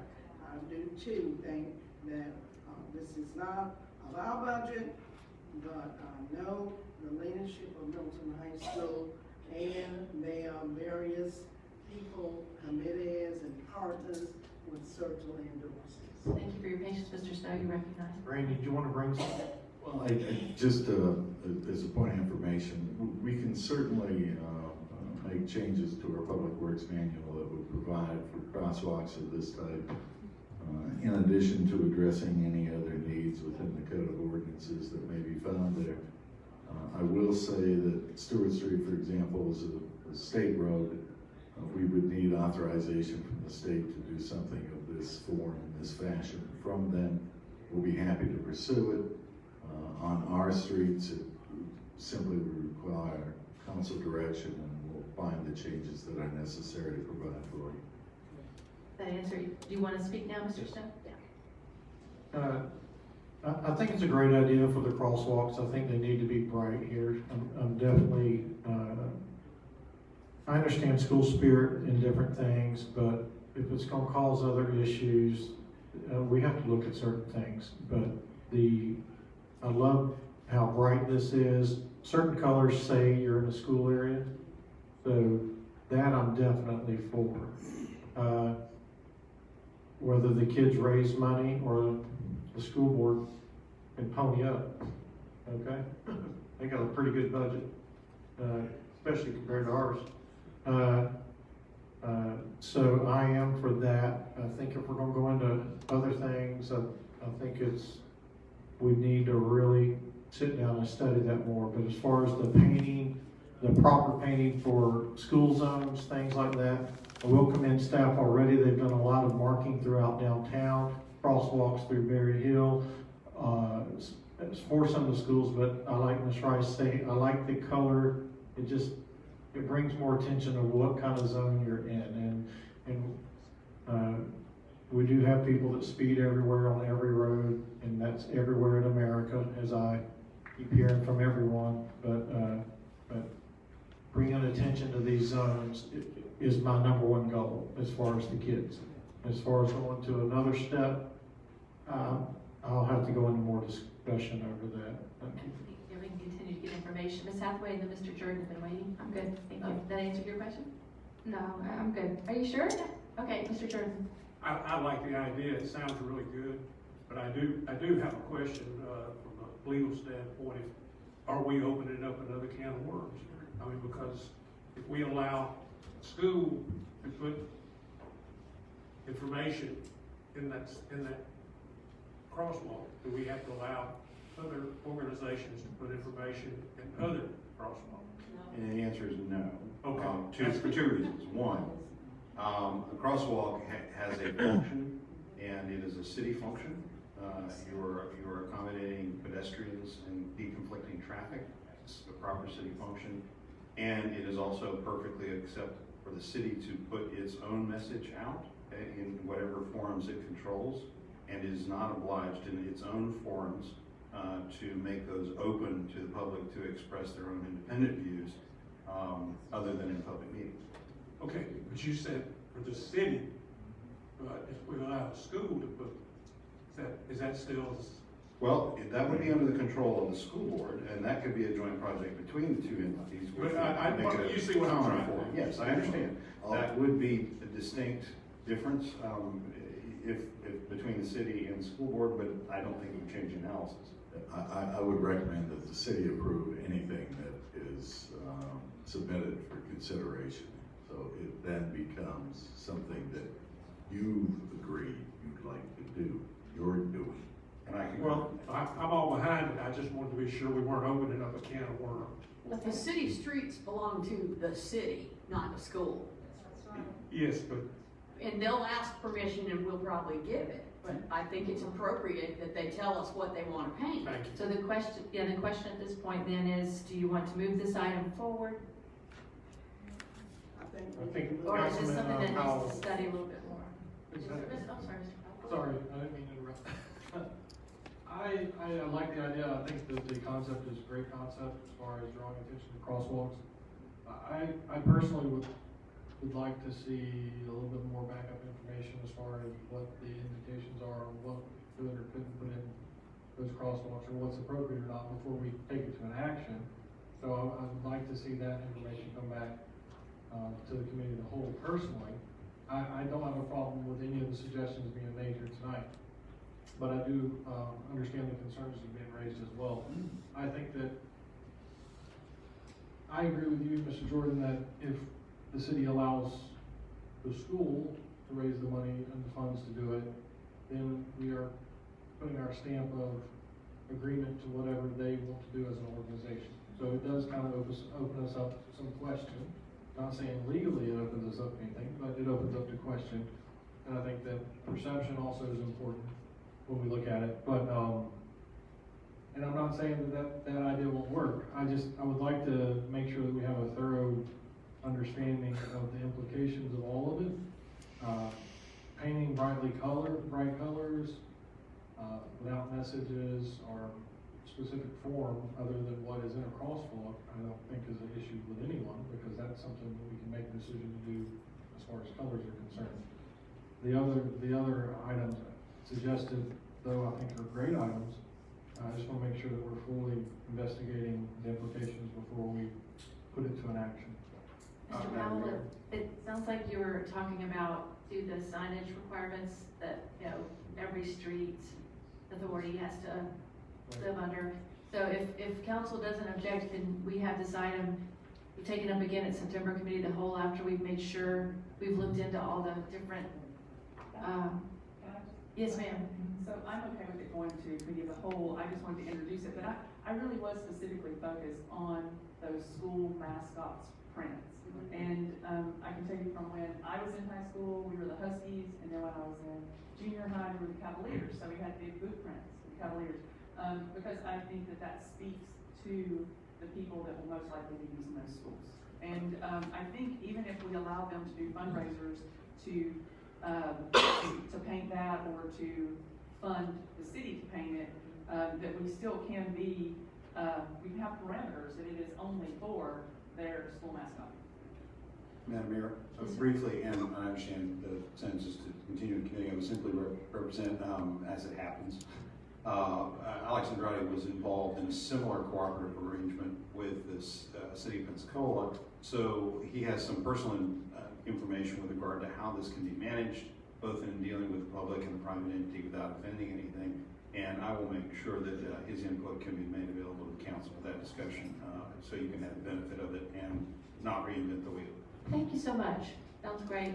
So without objection, this item will come back up for further discussion in September Committee of the Whole. Thank you all for your discussion on this. The next item on the agenda is the digital display signs. Councilman Jordan.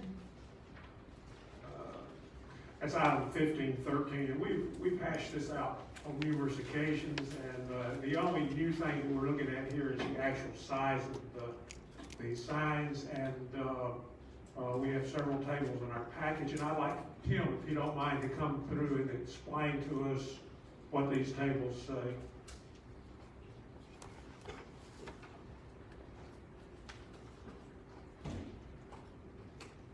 Thank you, Mr. Jordan, council members. You have before you a revised ordinance number 1944-20, and there are some highlighted words within that that indicate the new language that is now being proposed. Mr. Mead has done extensive work on this particular ordinance, and you can see some of the sections that have been highlighted specifically that refer to your previous request that interior or that digital display signs only be allowed on the interior of buildings within the DCM zoning district. You can see where that is highlighted on page 2 of the proposed ordinance, and some other, the other words that have been highlighted also have helped to clean up that ordinance a little bit to make it a little bit more consistent with the rest of the city's code, and staff feels that this would help to correct the conflict that's in the code and also provide for digital displays in accordance with your wishes. Madam Mayor, if I may amplify on Yes, this. please. I will point out that a number of the changes that were made were intended to make the provisions in the table clearer with regard to other provisions of the code, other than the specific one that you addressed us to, simply because previously it had said a spec period, which was an abbreviation that was not entirely clear for anyone trying to rely on the table as opposed to digging through the code appropriate section. But what that was being used for was specifically prohibited, and they had not in the previous iteration included the prohibited part. So we just substituted prohibited where those appeared in the table so that it's clear and those conform to the sections that they reference. The only other significant change to the code section is in the conforming amendment, which deals with the definitions of window signs, because it does allow for merchandise, display of merchandise, and in the anticipation that a business may display in selling electronics and therefore may have digital displays that are in fact merchandise.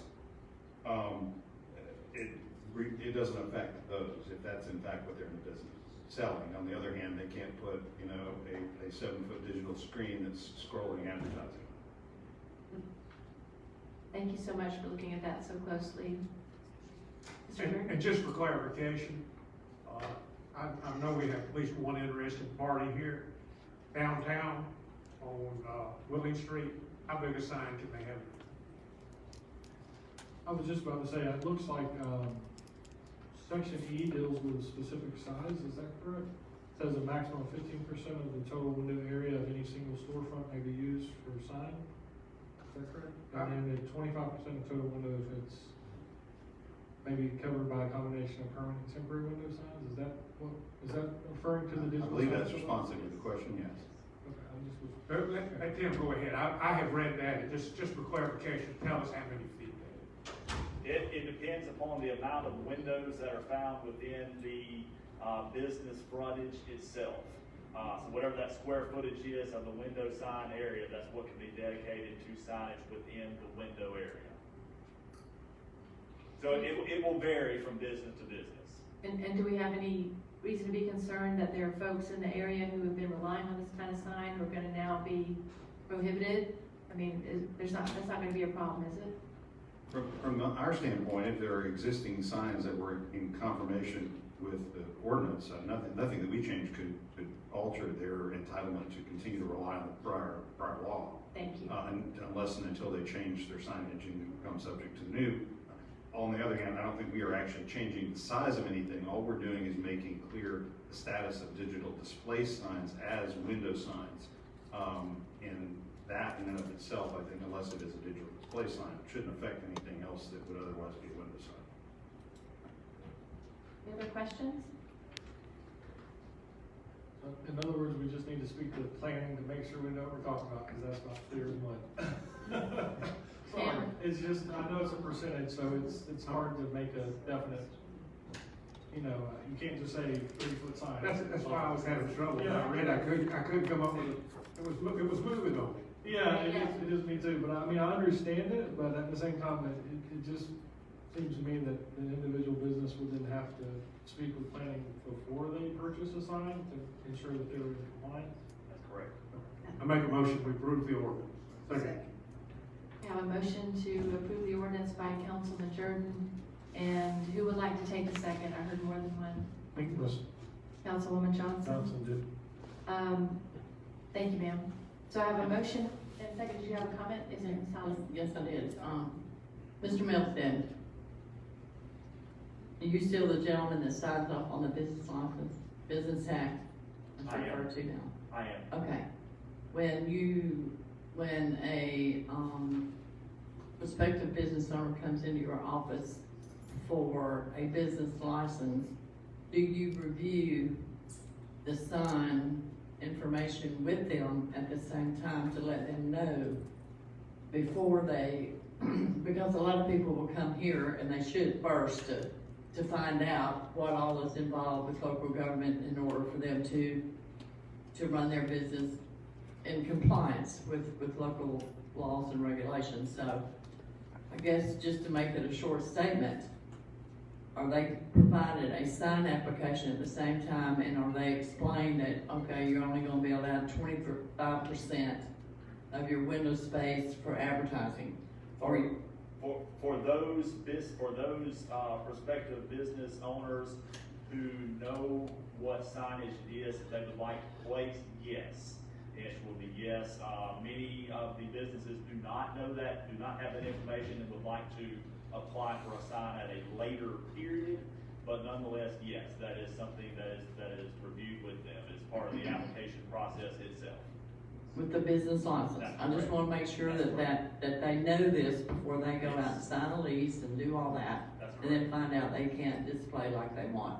Absolutely. Okay, thank you. Any other comments from council or questions? That was a great question. Thanks, Ms. Holly. Okay, so we have a motion and a second, and several members have voted. If everyone would complete the voting process.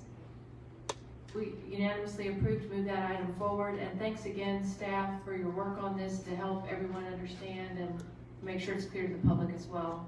5-minute break, please, Larry. Thank you for reminding me. Yes, it's time for the 5-minute break. We're adjourned momentarily. Yes, I did. Thank you.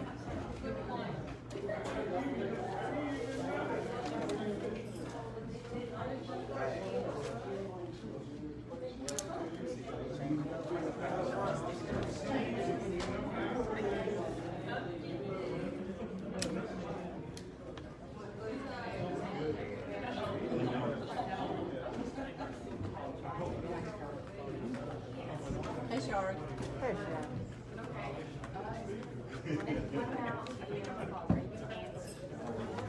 No.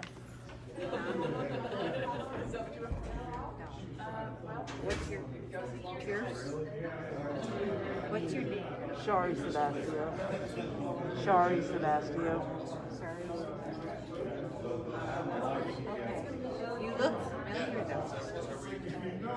Oh, because you're here all the time. Are you here all the time? Oh, they keep on. Okay. That's why I'm just like.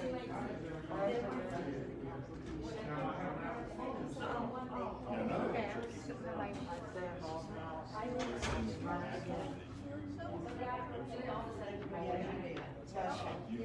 That's fine. That's what.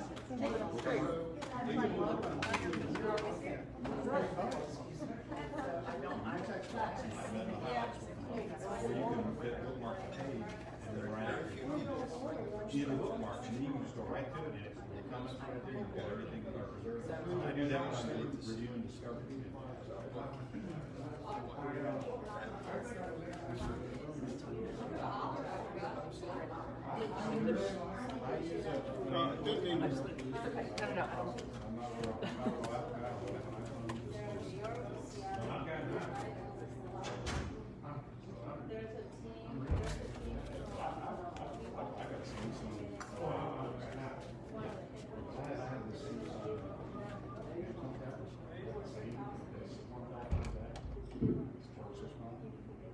I'm happy to have one, the first one I've had. But it was a learning curve for sure. And now I find myself touching my screen at home.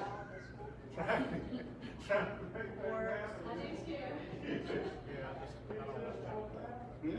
The crosswalk. We do well. Oh, I'm good. Success is getting. I think. I'm on the radio, two men, Chris Blanche, That road's been. I speak out, I saw them. No, my brother's in Carolina, I've been here from Cali, and I was like, oh, God, I have to work. There's viral. That should be. I never been to the city. Yeah, that looks like something you would have said. Why I'm getting. No, I don't think it's. High school. Come on.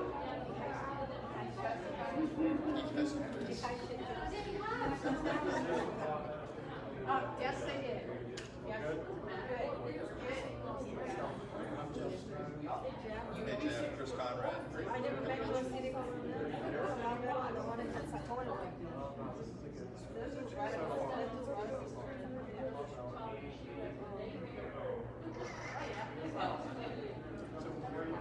he got out one. I do missions in the Ukraine, but because of a lot of stuff going on in the Ukraine, There'll be no place. the last two missions have been in Cuba. So if you're a beef lover, you don't want to feel it from Cuba. If you eat beef, they put your job. Yeah, Cuba. In Cuba? What? It's illegal. Beef is illegal. Flour and control. We got a friend that reviewed it from the Fox They control everything. So only the party members. Coming our way. Exactly. There are those who would like to see it more. The water is having a container which gets very every 4 or 5 months. They have to run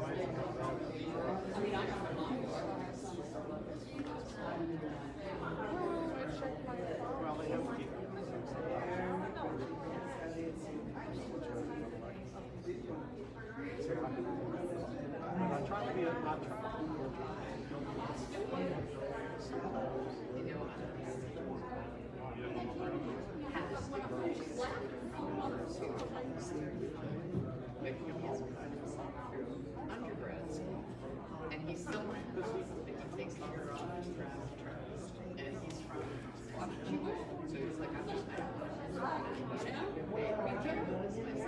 So he's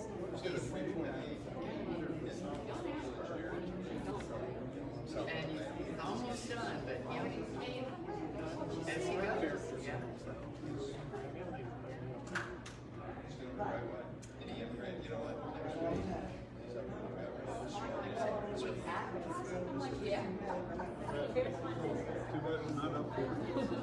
You can live up here where you You're like, From the bar, you kidding me?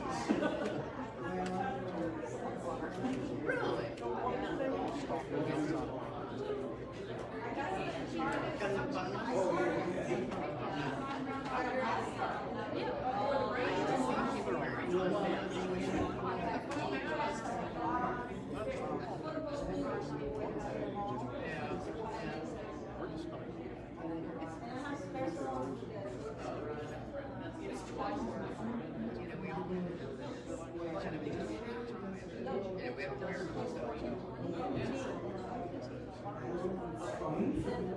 Yeah.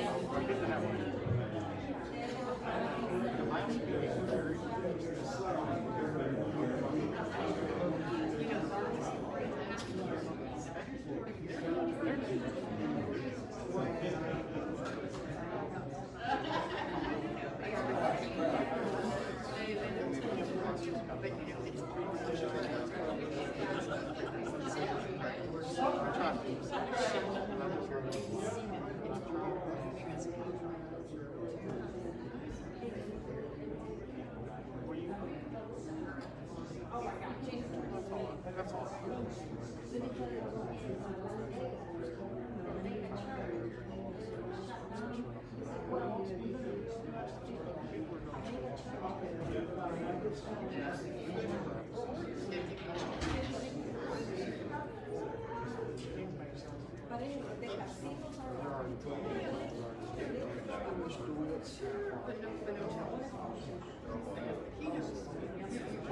Oh, yeah. Oh, okay, okay. So what? We will have I tried to call it when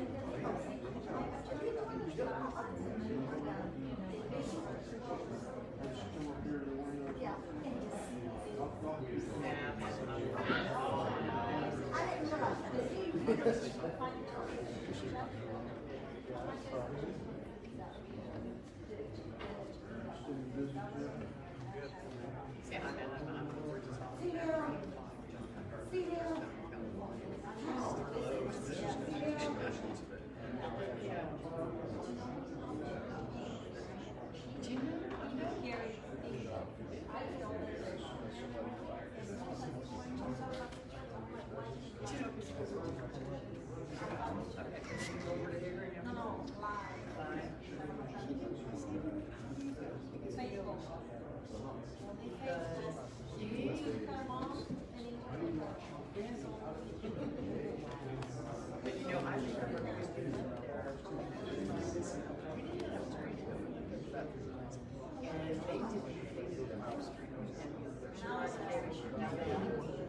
Okay, but it was mainly because he was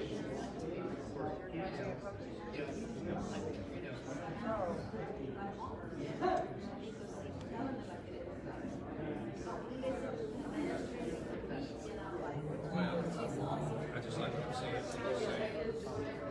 So I got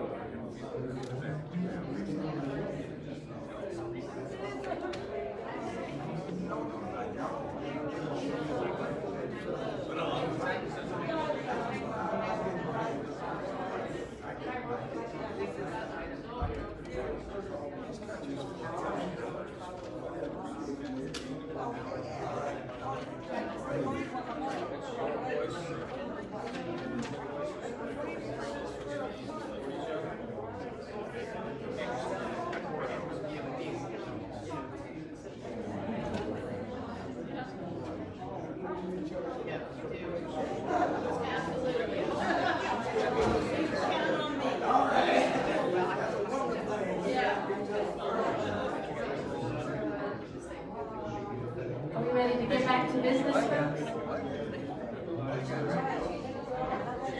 I'm as beat as I ever was.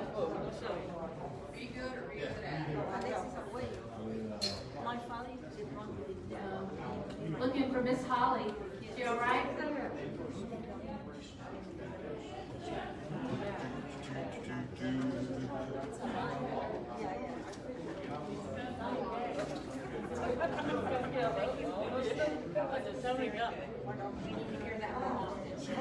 Americans do not understand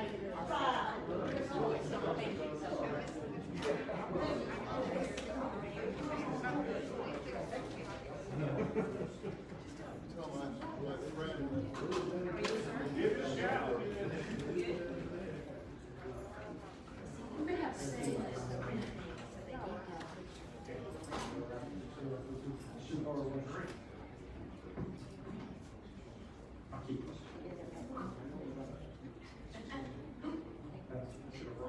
Now that we've gathered back together, calls back into order.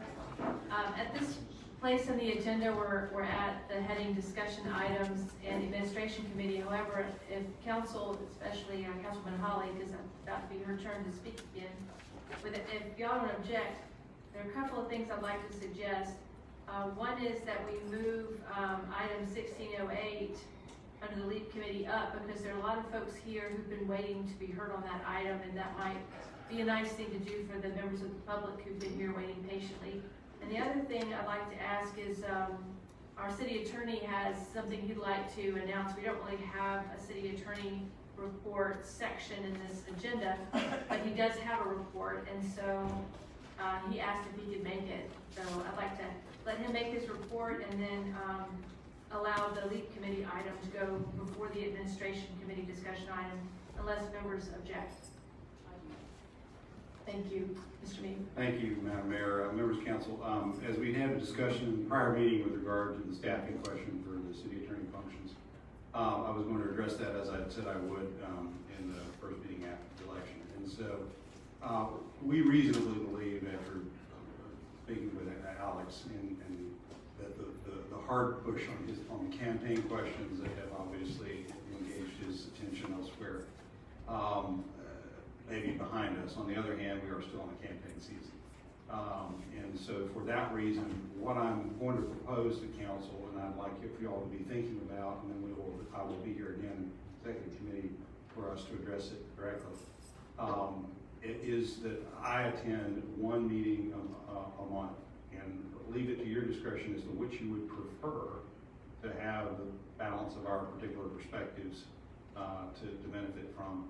I'm content, whatever you would decide in that regard, but I think if we do that for at least the balance of the campaign season, that would be a reasonable manner to address those needs and the balance of efforts he's having to undertake in that other role that he has. So if y'all would be thinking about that, that would be my proposal, and we can discuss that in more detail at the executive committee. We have a couple of members, Ms. Smith and Mr. Snow. Would you still be available by telephone? I'd be available any time, and if an issue comes up I need to be here for, I'll be here. I knew you would say that, and I wanted you to say it out loud Absolutely. for everybody. Yeah. But you know me, if I have an issue, I'm on the phone, or I'm sending you a message, because I'm just like that. I have no difficulty with that. The only issue being that if we're going to expend legal effort on behalf of the city, we do have to be authorized by the gentleman to my left. or the council. Absolutely, and that goes without saying. We don't expect you to work for free. And I that means say that for the benefit telephonically of also. I mean, you know, time is money, is that not correct? I mean, I have to pay if I call mine. Our time is our trade. Mr. Snow? Thank you, Mayor. I understand what you're saying. Just thought for council is, I would leave it up to the two attorneys to decide which one that you would attend due to there's a lot going on with both of you, and you would have the flexibility to come to one or the other, something like that. So that might be easier for you to make the decision instead of us make that decision on which one you will attend. And that has been largely the way we have managed it on an as needed and based on a priority of issues and experiences necessary. And in some cases, one of my partners, Mark Stoppin, has been some significant real property questions.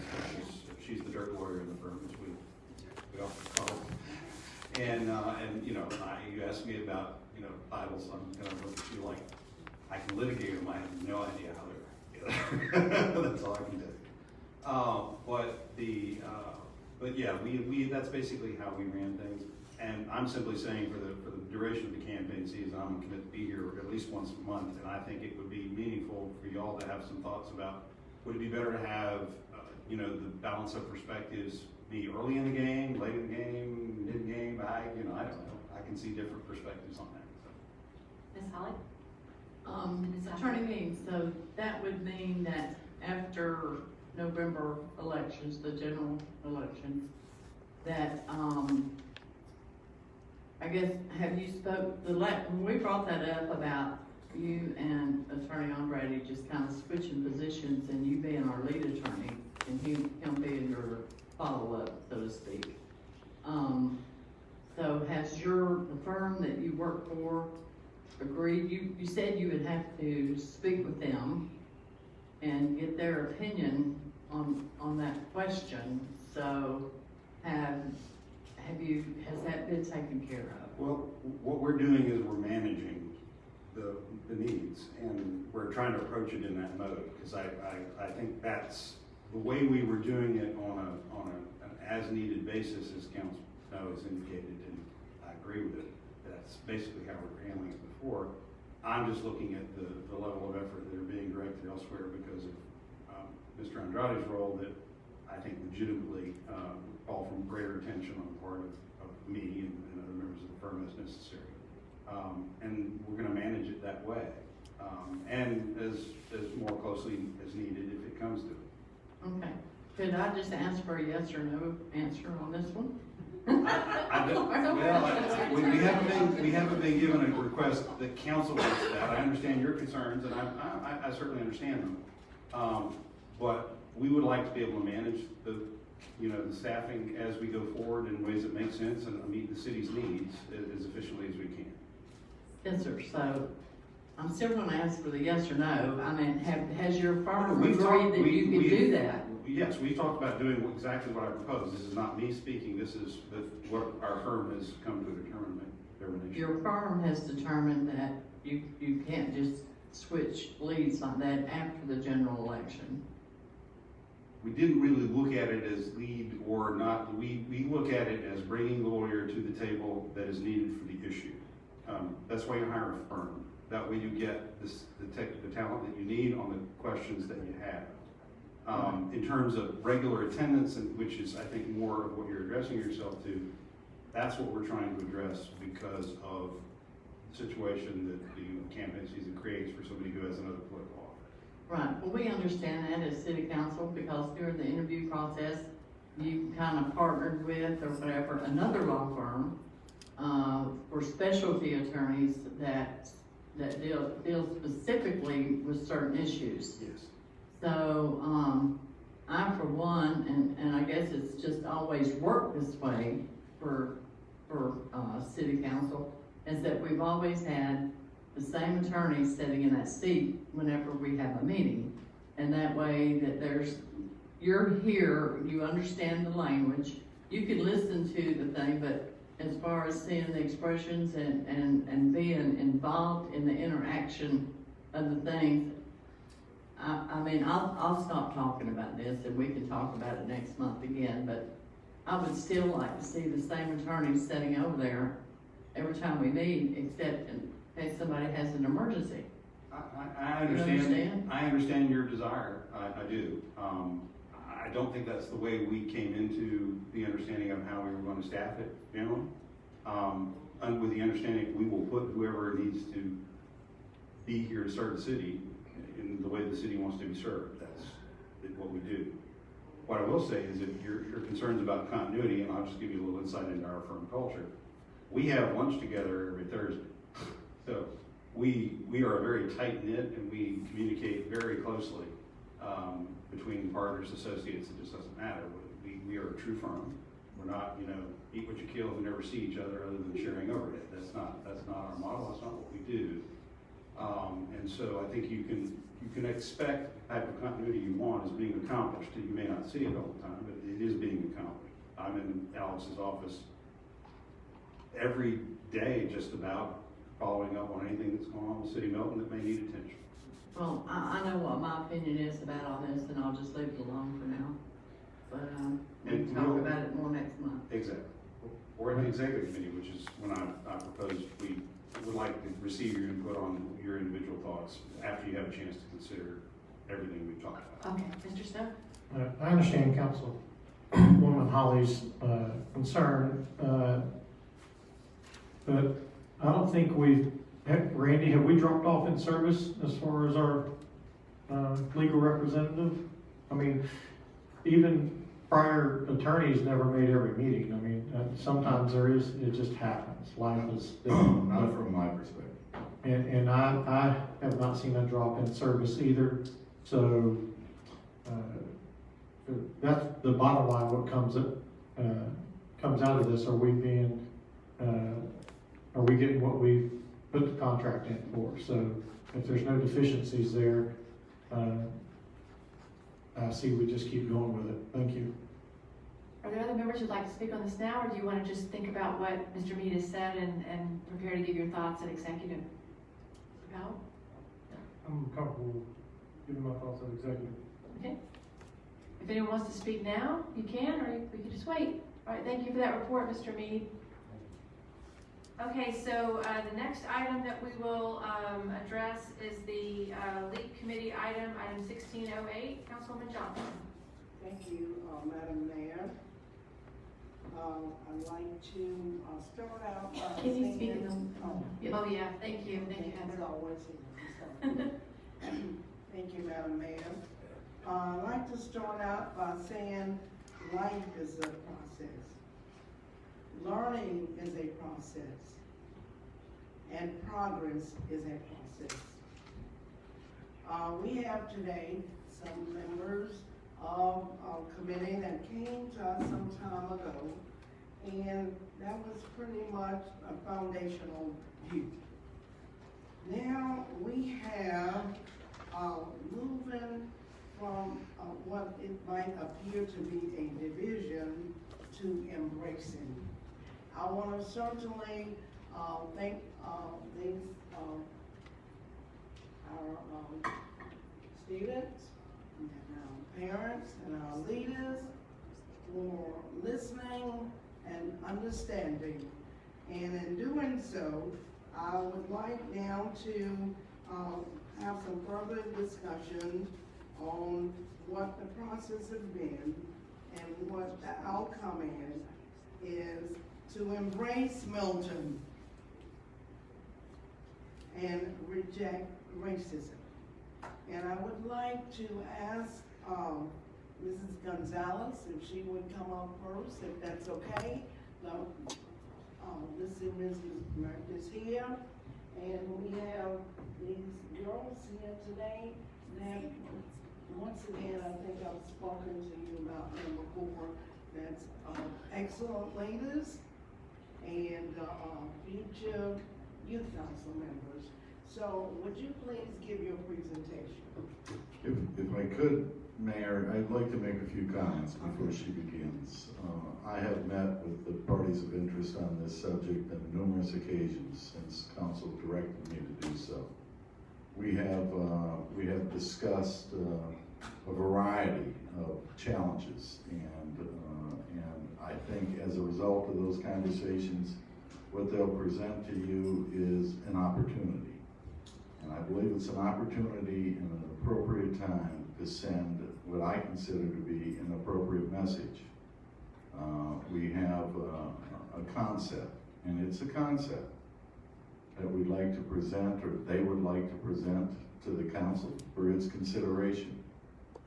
They're asking that you look at the concept and that you move the concept if you feel if it's appropriate for your next meeting. There'll be additional material that will be developed between now and then if you feel it's appropriate.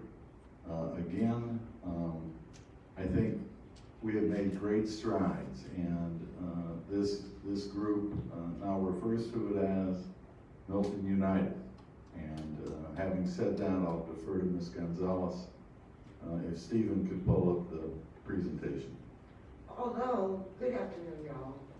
Although we have made strides, and you know, we are not here to divide this city. We came here with a vision, and if you want to make changes, your vision may not be everyone's vision. So you have to take into consideration other people. I've worked in this town a long time. When the Merricks asked me to represent them, they knew I was a beast. And I can take it. And they know I love Milton. So we hope that, well, the concept that we have worked on, we hope that you guys accept it. It's nice. And you ready, Stephen? Where you at? Stephen, you ready? Actually on the screen. Okay. So the concept is an 8x8, okay? It's not on the streets, it's not on the walls. It is a concept, it is 8x8 mural showing that we are all united. That Milton, we are asking people to come and take pictures and embrace Milton and reject racism. On one of them, that is one of them, on this panel, we ask that anyone that is interested in helping us or interested in saying, we embrace Milton, we reject racism, if they will take their palms and place their palms on our billboard. Okay? I am an African American, so well, I'm a brown person because I'm Puerto Rican. We don't have any brown paint, but so I'm gonna put black hands and put my name on it to show you guys that I embrace Milton and I reject racism.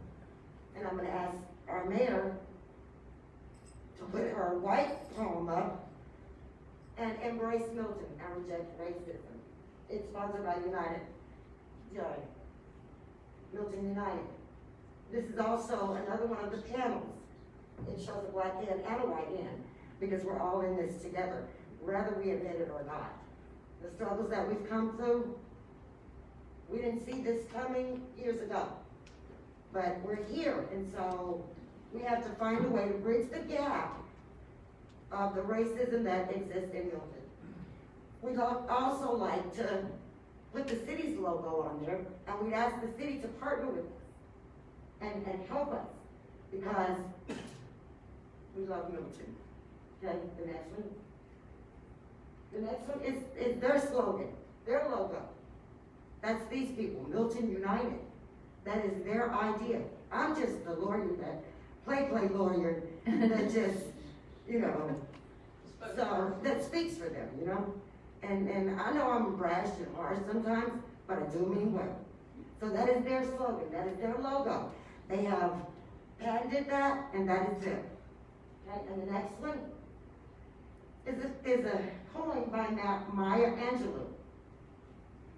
The desire to reach the stars is ambitious.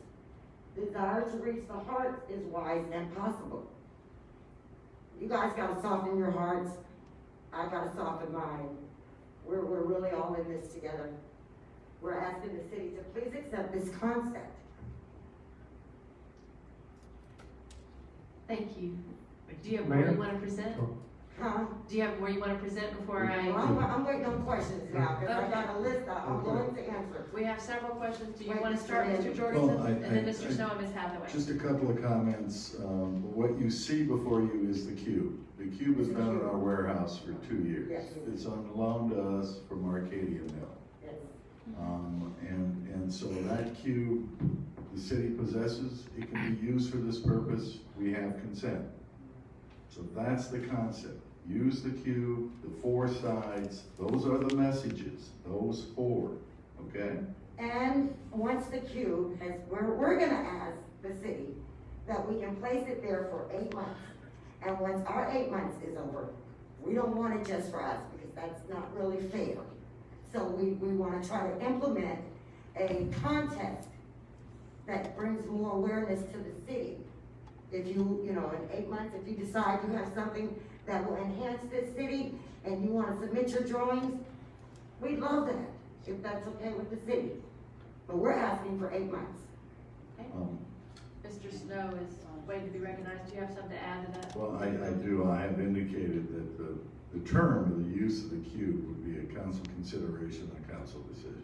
Okay. And so that's why we're asking. Thank you for adding that. Mr. Snow? I'm glad we got the cube. We talked about doing different messages 2 years ago with this. I believe they did it in Pensacola before. And it's not just for y'all's message, it's for whoever. And I like some of the concepts. I think puts us definitely on the right track.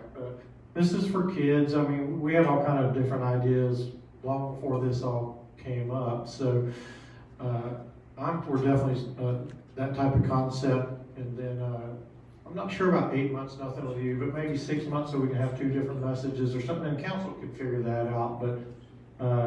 But this can also be moved different places if necessary, Randy. And It can be moved different places. The other thought, however, we have had as it relates to where it is to be potentially located. That's right. Is lighting and security. Correct. I think that's Yes. an important aspect of the project. So, there are certain locations that we would prefer over others. Right. And considering the holiday season with Pumpkin Fest and lighting of the Christmas tree, there may be, assuming we get to have holidays this year, maybe so. But Ms. Hathaway was waiting, and Well, then can I Ms. finish Rice. real quick? I'm Oh, sorry, sorry. Meg. No, Go you're ahead. fine. No, So I'm for a positive message, definitely. I think we all reject racism here. I hope we do. And this is definitely a good start and a compromise, I believe, to get the message out that you're wanting. But no matter what groups come, we always want a positive message for our city. And this council will approve all messages, is that correct, Randy? That's correct. That's correct. And what's proposed is specifically what's to be found there. What you see is what you're being asked. To approve? To approve as a concept. Okay. And you will approve ultimately each side of the use of this cube. What you see is what's specifically proposed. And it doesn't say that this group or other groups can't have more than one time at it, so it just depends what people are signing up to ask. You never know, you might have a kid's school or whoever, but open for ideas on length of time, so we can get a long enough to make sure the message gets out and have opportunity for other groups and different people to have their turn at that also. But it has to be positive. Oh, yes, yeah, if it's not positive, no hidden messages, it's gonna, positive. yes, correct. And it has to, okay, because I think the cube will draw business to downtown, just like with Pensacola. They want you to go there. I don't know, my mind is working 100 miles an hour over this. I think that maybe the city should put out something, you know, share with your group, hey, come down, take a picture, just like Pensacola did, and you put hashtag embrace Milton, well then that's gonna go all over the internet, which is gonna bring business down to downtown area. Other members are waiting to speak. Ms. Hathaway, and then I think Mr. Jordan and Ms. Rice, and like Mr. Powell as well. I just wanted to say I love this idea. I think it's great. I love the positive. I love that we came to a compromise on it. With everything, there should be a compromise. Exactly. As long as it remains positive, I am in full support of this. I think it's awesome. I appreciate you, Heather. We really do. Mr. Jordan? I just have a question for staff. The idea seems like an appropriate idea, but it says in the summary, following a series of meetings that you came up to this, but it says at least one which has not occurred. Could you elaborate just a little bit on what you're implying there? Well, at the time I crafted the agenda analysis form, there was another meeting scheduled with these parties, and so that's what I was referring to. I had met with them on more than one occasion prior to crafting the agenda analysis form. I had another meeting before we came to any conclusions. We had a gentleman that stood up and talked at the regular council meeting, I believe it was, that said he would like to have a meeting and have some input on this same subject. Have you met with him and his group? I have, as a matter of fact. I met with 6 or 7 representatives of his group, and we spoke for the better part of an hour. This was just one of the topics that we discussed during the course of that conversation. And I believe, having completed the conversation, they came away indicating to me that they felt that this was positive from their perspective, especially considering where the discussion began. And I think that from my perspective, the real wonderful thing about this is we see a lot of division in America today, and we see a lot of division in communities throughout America today. And we have a message here that says this community is united. And I think that's a wonderful message at a wonderful time to give it.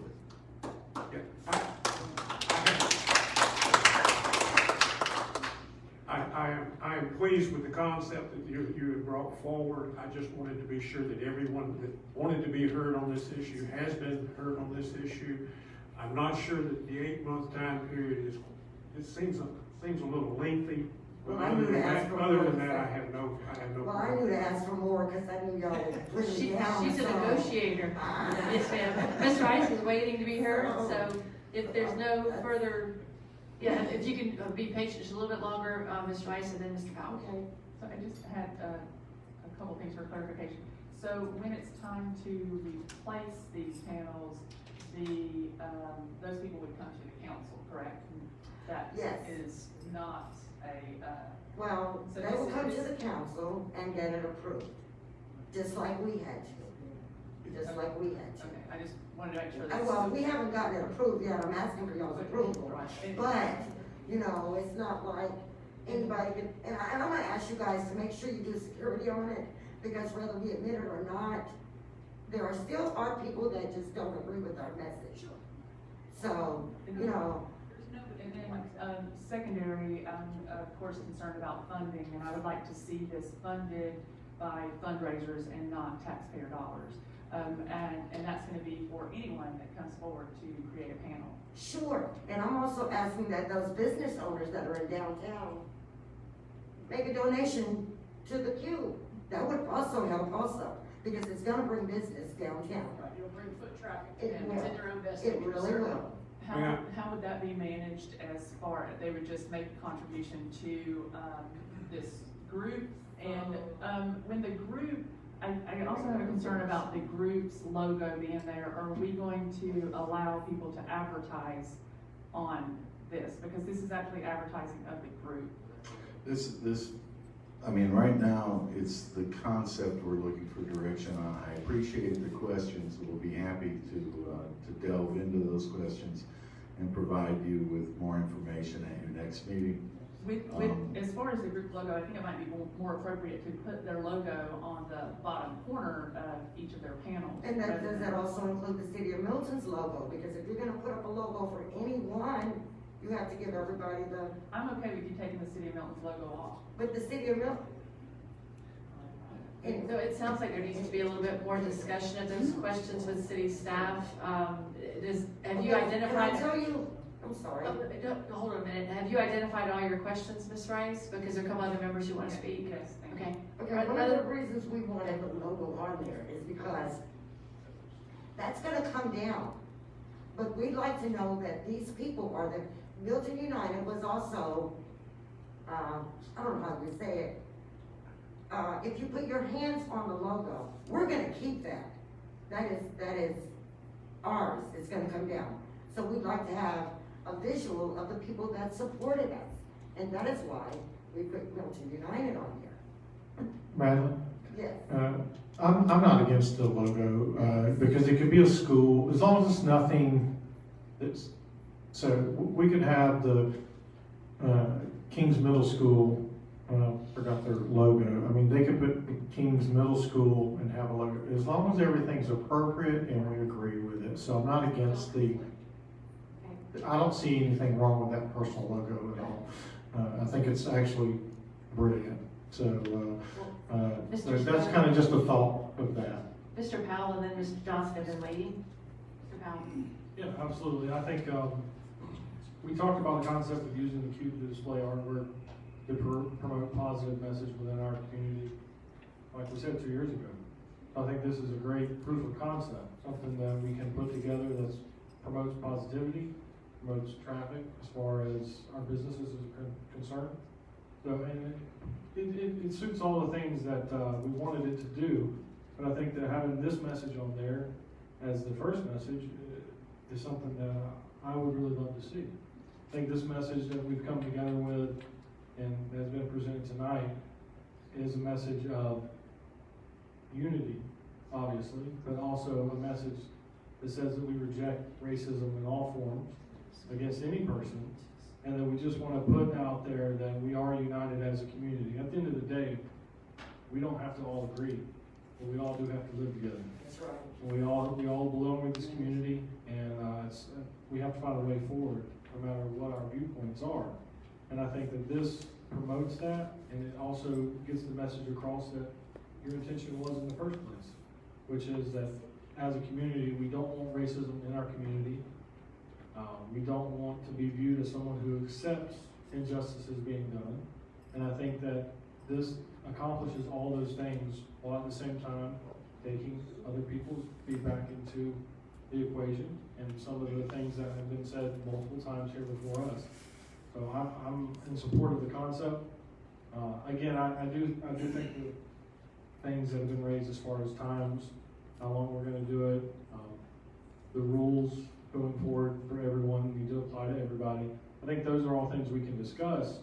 And even Ms. Rice talking about the logo specifically, I understand that question as well, because, you know, we don't want to be viewed as rejecting someone's artwork because of their logo either. I don't think that In this case, this logo is specific to the movement of the United, so I don't have an issue with it, but I do think the question is valid and something that we should discuss.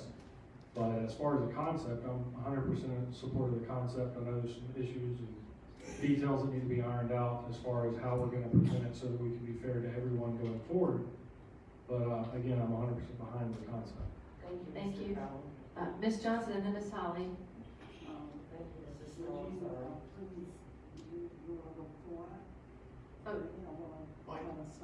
Oh, you were gonna sum it up? Okay, yeah, I think Ms. Holly still wanted to be recognized, and Ms. Smith hasn't yet been heard. Do you wanna be heard on this item? No, I'm good. Okay. I like it, I just hope it's not chipboard, that it's something that'll last longer. or that Actually, it's it's sealed made out of, really well. actually, we've gone through I'm that just being already. picky. Actually, it's made out of hardy board.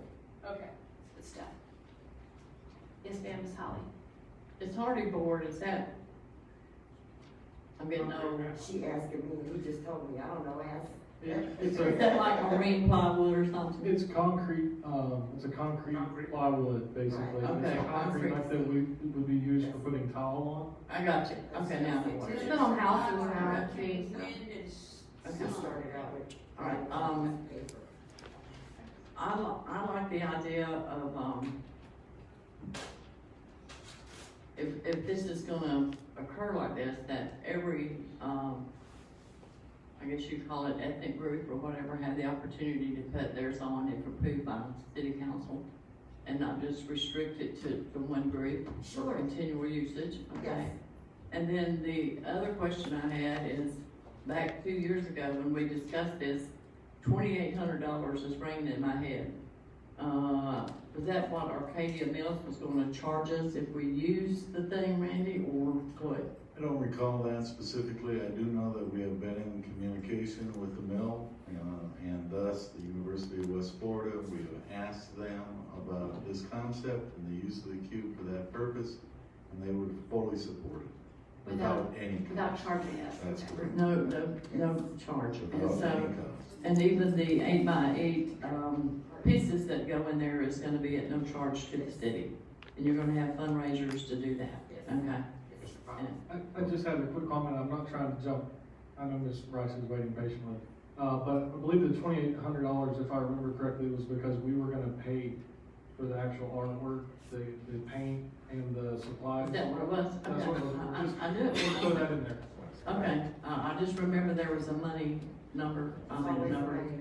Thank to that, and And I'm I like, promise you that, if this is Okay. approved, I promise you, we will come to terms with whatever we have to do. okay, well, this is gonna have to, I'm for pushing Also- it forward. Also, if this is approved, I am also trying to plan, unveiling party, I guess is what you would call it. Not a gender reveal. A ribbon cut, But, whatever. and I ask that the city participate in that also. Yes. Ms. Well, Rice, I'm sorry, Ms. Holly. Go ahead, Ms. Holly.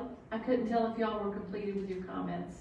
I can't get finished before somebody wants to talk, but go ahead. Let's I'm slow free. down, because it is exciting and several people have jumped in. I But know. Ms. Holly's not finished, so please finish your I'm sorry. remarks. I'm good, I'm go ahead. sorry. No, it's fine, Miss. I'm Please. good. Are you sure? Yeah, let them go. Okay, Ms. Rice. So I'm gonna circle back and just to put everything on the table here, why, I have a little bit of an issue with that logo and that group, is that, this group is currently saying that, to reject racism, but there was a video put out by a key member of the group that called us the Cracker Council and made racial slurs, and I have a copy of that video. Okay, are you done? Yes, ma'am. Yes, ma'am. We've gone down that road, Shannon. We've gone down that road. We've gone down a lot of roads. We're trying to, Mr. Jorgensen said, don't kick a dead dog or something like that, we're trying. I And I understand. ask that you, My concern is that with that logo, then anything can be produced under that logo, and I'm not so sure that it won't go down that path again. well, anything that I have put forth, you have rejected. And I was hoping that I would make you, try to at least bridge the gap. We bent over backwards to try to bridge the gap. I'm asking you to go along with us. Yes, ma'am, and If thank things are you. backwards as opposed to not making racial slurs to us. Okay, Ms. Rice, could we just take a pause for a moment? Thank you for raising that concern, Ms. Rice. I wasn't aware of the video you just mentioned. I don't know if other members have seen it. But I think at this point, what has been asked of this council is whether you're interested in this concept. And if people want to support the concept generally and continue to discuss any other concerns they may have, then that can be done between now and any official action that would be taken at the city council meeting. Ms. Johnson was waiting to sum up. Oh, I have one more thing. Okay, before Ms. Johnson sums up, Mr. Jordan has one more thing. I would like, possibly when this is brought back, that we consider other locations than just this one. I can see this being actually more attractive if there's room, and there may not be, down by the turtle. By the what? The turtle. The fountain? Yeah. Okay, Yeah, well, see, that would put two things to attract, and I'm just saying, that when you bring it back, when it comes back up, let's consider more than just one location. I think council might like to have that option. Yes, sir, Mr. George, there were several locations, that we looked into, and my only answer is this. No matter where we put it, I'm asking that the council do not put it on Jernigan Landing, because that is where the slaves were brought in. Well, I'm not wanting to discuss that tonight, I just wanted you to bring us some options, or for the staff to bring us some options. Let me ask again for everyone to take a pause. Ms. Johnson was wanting to do a summary of where we are right now, and there are members of the public who want to be heard on this item. So do you want to do your summary, Ms. Johnson, and then we'll ask Ms. Gonzalez and Ms. Merrick to allow other members of the public to be heard on this before you vote? Is that where we are? Well, if you want, well, I can do that. Okay, if you'll speak into the mic, then we'll try to move forward. Okay, thank you. Not every question can be answered tonight, and people have raised logistical concerns and other concerns that they can't be studied between now and the next meeting. Right. Certainly, as I started, I want to quote again, life is a process, learning is a process, and actually progress is a process. We've started, and as this is working through the LEAP committee, to look like there might have been a division, we have now closed that gap. There is no division. That would include all, and any and all that would like to partake of this concept. Tonight, the question is, council, I'm putting it to you, moving from LEAP committee, I would like to get the approval of the concept. And by this coming from and through the LEAP committee, you have a controlling factor there anyway. It's not at random. Milton United is not disrespecting. Whatever else the next step is, whoever else comes, then we, the LEAP committee, would become the sounding board on bringing that concept. I certainly respect that we've gone from 1 to 5 being the highest. And I'd like to propose that this council accept and approve the concept that's put forth tonight to unify the city of Mosville. Thank you, Ms. Johnson. There are members of the public who'd like to be heard on this item. Ms. Merrick, did you want to say anything? I just want to say a few things. First of all, thank y'all for all the kind words. Second, Milton United is an actual nonprofit organization. We are trying to better our community. We take backlash from certain people, social media. You know, there's certain people who don't agree, that don't want to listen and don't want to, you know, kind of figure out what's going on. They just don't want to hear it. Of course, plenty of people made mistakes before. There's been people sitting on your board that's made mistakes, said stuff that maybe they shouldn't have said. Our side too, people get mad and anger shows. Just like when we were attacked before we could ever be called, we were called terrorists and Marxists. And we were never such. We want to bring unity. And for anything that we have done, there was also a video made for a direct apology. I don't know if anybody's seen that video, but we issued that because that's how we feel. You know, stuff that was said before was out of anger, and we had to come back and collect ourselves and come about it the right way. I feel like we try to respect everybody here, and I feel like everybody here, most, have tried to respect us. And I just want to thank y'all for that, and let y'all know that we have other plans in progress too with the community and in the city too, as Milton United. Thank So I you. just wanted to come to that. Thank you. Thank you so much. Before members of the public are heard, are there any final comments from council at this point? Or are we ready to listen to public comment? Mr. Battle? Ms. Hathaway. I just wanted to, Mr. Mayor, he had his hand raised because he wanted, I guess, to. My wife found it up for me. So you don't want to speak? My wife found it up for me. Okay, all right. I just wanted to make sure there was, because it looked like you wanted to speak, so. My wife found it up. Okay. We're good then. Thank you, Heather, and thank you, Mr. Merrick. Mr. Powell?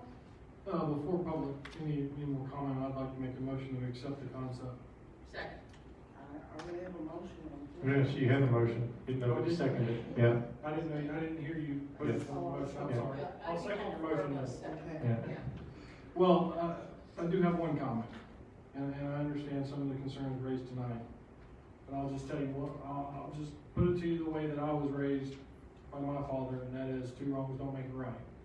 So if someone has done something wrong, or in our view, or someone else's view, that somebody might have done something they shouldn't have, doesn't make it right for us to make the wrong decision. So I support it. Thank you. So does that mean procedurally, Ms. Johnson made the motion, Casey seconded it? Is that where we are procedurally, I think?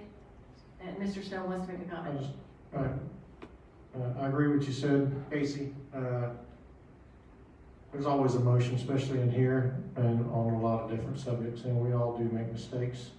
I do understand where Ms. Rice is coming with things don't need to be put out. If whether, and I'm not addressing this group, I'm saying any group that uses this and after that fact do something that's unacceptable, we can never control what they're going to do after, okay? And that doesn't matter with any group.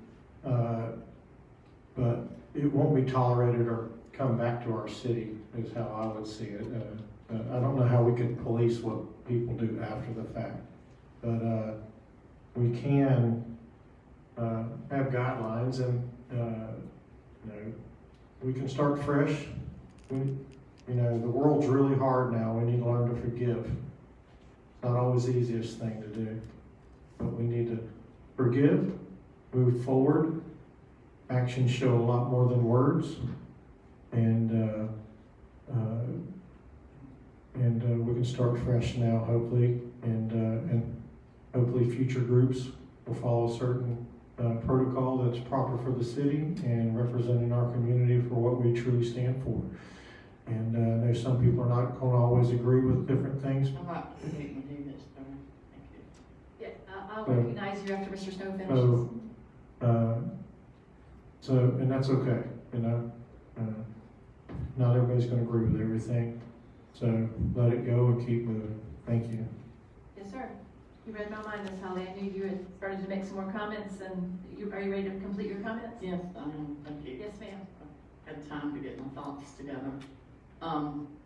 We're voting on a concept tonight only, and in reference to other remarks being placed on here or things that some council members would or would not approve, there should be a legal document, and I'm sure there will be, a legal document created for anybody or any organization or group that wants to change out any part of the cube.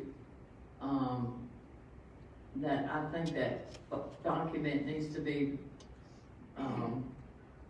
very stern, and to let them know that if anything has changed after we approved, a drawing, that if they go back and change or anything, the city of Milton has the right to remove that.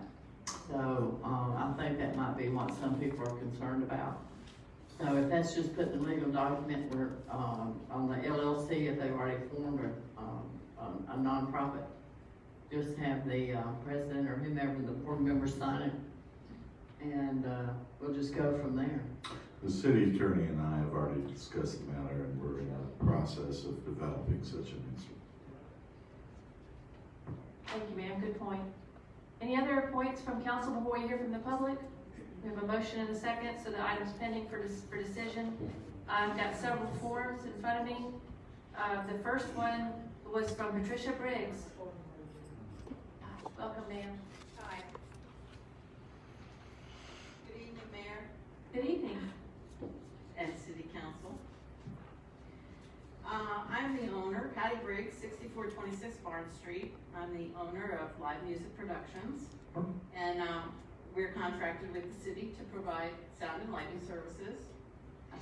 I'm here to discuss item 1515, Bands on the Blackwater Production Equipment Cost Analysis that Stephen Prestisator put together for all of you. May I ask you to pause for a moment? Certainly. I apologize. We're on the same topic. If No. I was given a stack of documents and there was a note written on your paper. Quite all right.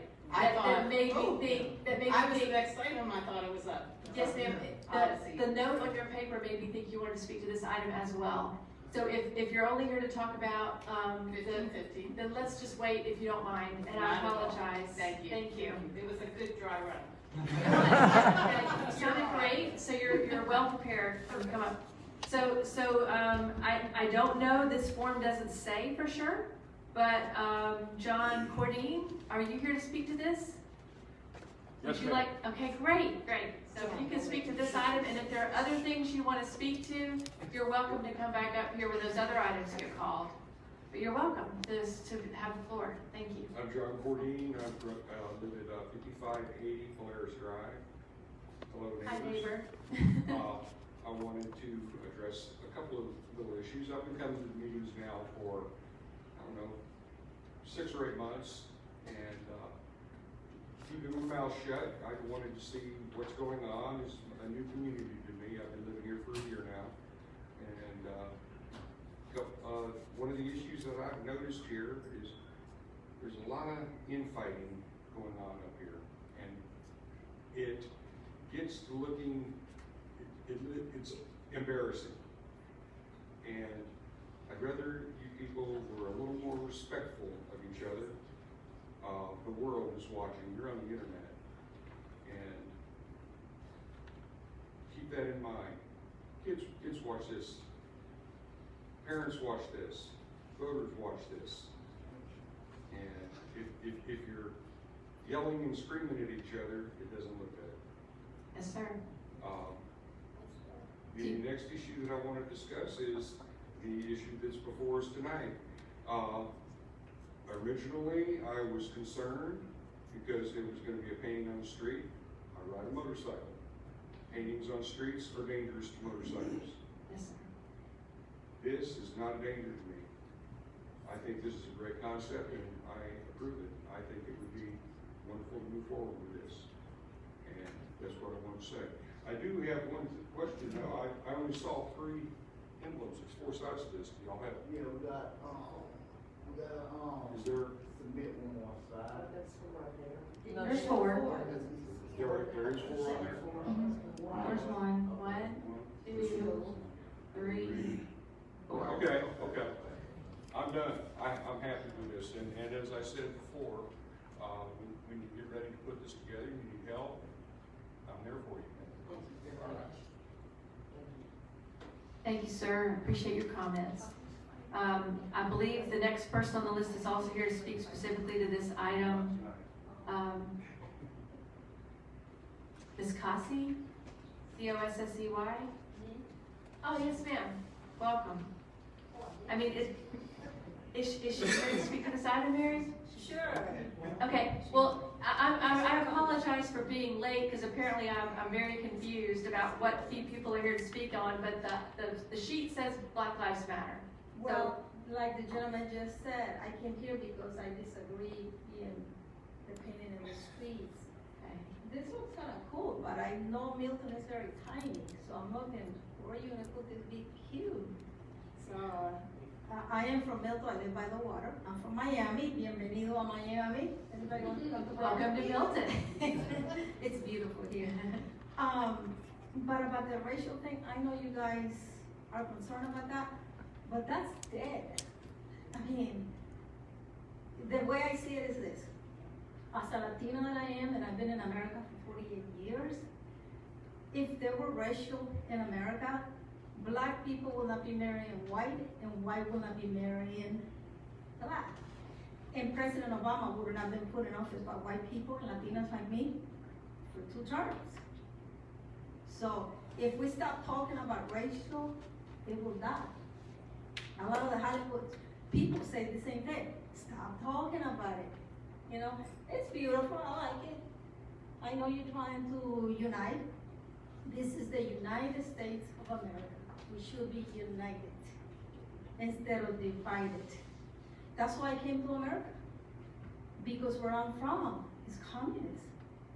I went to bed without eating many nights. I was sharing with her, you see my beautiful teeth? I didn't have a toothbrush until I came to America. They handed me a toothbrush. And I know some of you are Puerto Rico people. And this is the best country in the world. I wish some of you will step out of this country. When you come back, you say, I love this country, I love this country. I've been to 24 countries, and let me tell you, there's nothing like this country. This is the best country of the world. And this thing about racial and all that, I didn't see that. You should see some of my birthday picture when I turned 14 in Washington, D.C. Most of my guests in my party were black. And I'm a Latina. I love black, I love white, I love everybody. And that's how we should be acting in America. But we're so divided because the president that we have previous, he brought division. And the reason Latinas, white people, some of my white people in Miami said, no, I want to vote for Obama because he's going to unite us. He did not. He divided us. So, love each other. I love that. But how big is that going to be? Real big? 8 foot. 8 foot square. Holy guacamole, like you said. It's what was shared with us, so we didn't build it. I like it, but I think the streets in Milton are very small. That's a pretty wide, I am from Miami, we got big streets.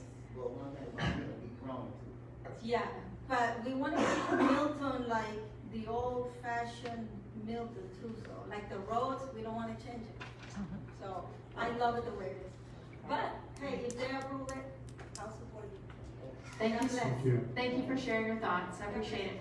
Madam, may I call for the question? Okay, I understand you want to call for the question. Are there any members of the public who want to be heard on this item? Yes, sir. After Mr. Bruton, you're welcome, sir. Mr. Bruton. Al Bruton, 6033 President Drive, Milton. Could Stephen bring back up the picture with the city of Milton on it? Good. Ms. Rice, you got a problem with that? No, our logo. No, not our logo. Oh, y'all's logo? Okay. What is that? Okay. But you didn't have no problem with the other? I have a problem with the logo of a group. One of the key members has made racial slurs against the council, and that I do not believe that they are promoting unity because they went after the paw prints, which are the mascot that people are unified around. So I have issue with supporting the group. Okay, are there other questions you have, Mr. Bruton, before the next person's heard? I would just want to be sure that to see which she wasn't satisfied with, because the city of Milton, you are okay with that one. Can we go back to that one? I thought it was clear when I said, one of the key members of Milton United made racial slurs against this council. The Milton United went after the paw prints at Milton High School, which are a unifying symbol. Lots of communities unify around their high school. Ma'am, Ms. Rice, I think his question has to do with which scenes you approve of or not. And he's asking, I think, not for your reasoning, he understood that. I think he's asking, which parts of the cube do you like, if any? I think that's what his question is. That's not what he asked. That's not what he asked. What is your question? That's what I asked. I asked, you said you have a problem, you don't wanna have the city of I didn't say Milton. that. I said I was okay if it was removed. Okay, removed, right, you I don't said want it it. was okay if it was removed. If that was removed, or the other? I said that it was okay if the City of Milton logo was removed. I'm not understanding your question. So I think, if I can try to assist, I think Mr. Bruton wanted to make sure you understood which parts of the cube you objected to and which parts you might be agreeable to. And so I understood you to say you would be okay with this picture if the City of Milton seal was removed? Is that what you meant? No, that is not what Okay, well then, can you clarify? I mean, it's how the way So the question was, she questioned the Milton United logo being on there. Then Madeline said, well, if you're not okay with that logo, then you don't need to have the City of Milton logo on there. And she said, I would be okay with that being removed, if that's what she said. Okay. So how are we not saying the same thing? Then I'm getting confused. Is that not what you said, Shannon? Yes. That is what I Okay. said, so I'm not sure why, Mr. Bruton's tone would be accusatory of me, as if I said something wrong. Well, that's why I'm speaking, to find out what you were really saying. That's what you're in that particular. She's saying that one logo is gonna be removed, she's okay with the other logo being removed as well. Okay. No problem. Thank you. Okay. Sir, you wanted to come be heard. Please, Welcome. thank you. Just a couple of things to the conversation going on. Could you share with us your name, sir? I'm sorry, Glenn Marr, 2779 River Run Road. Thank you. You're on one of my sheets. No Thank you, sir. Thank you. It looks like a certain group has ownership of this cube. Were there opportunities for other groups to participate in this cube? In other words, do you own all four sides? Or is there opportunity to have equal use of this cube by other organizations? And again, everything, I don't disagree that, it's functional and that, but it seems like they're taking ownership of this, and I don't think that's quite correct. Also, there was a remark about putting hands on there. And we would like to keep that. And I'm saying, well, you mean you're going to take that off? You know, Yeah. and then you're going to replace it with something else? Or what's the procedure for doing that? And that's fine. But again, I think we have four sides. We should have four different opportunities for people to participate. I think Mr. Jorgensen might be able to speak to that. The council directive was to find a way to express the community's sentiment towards racism. Sure.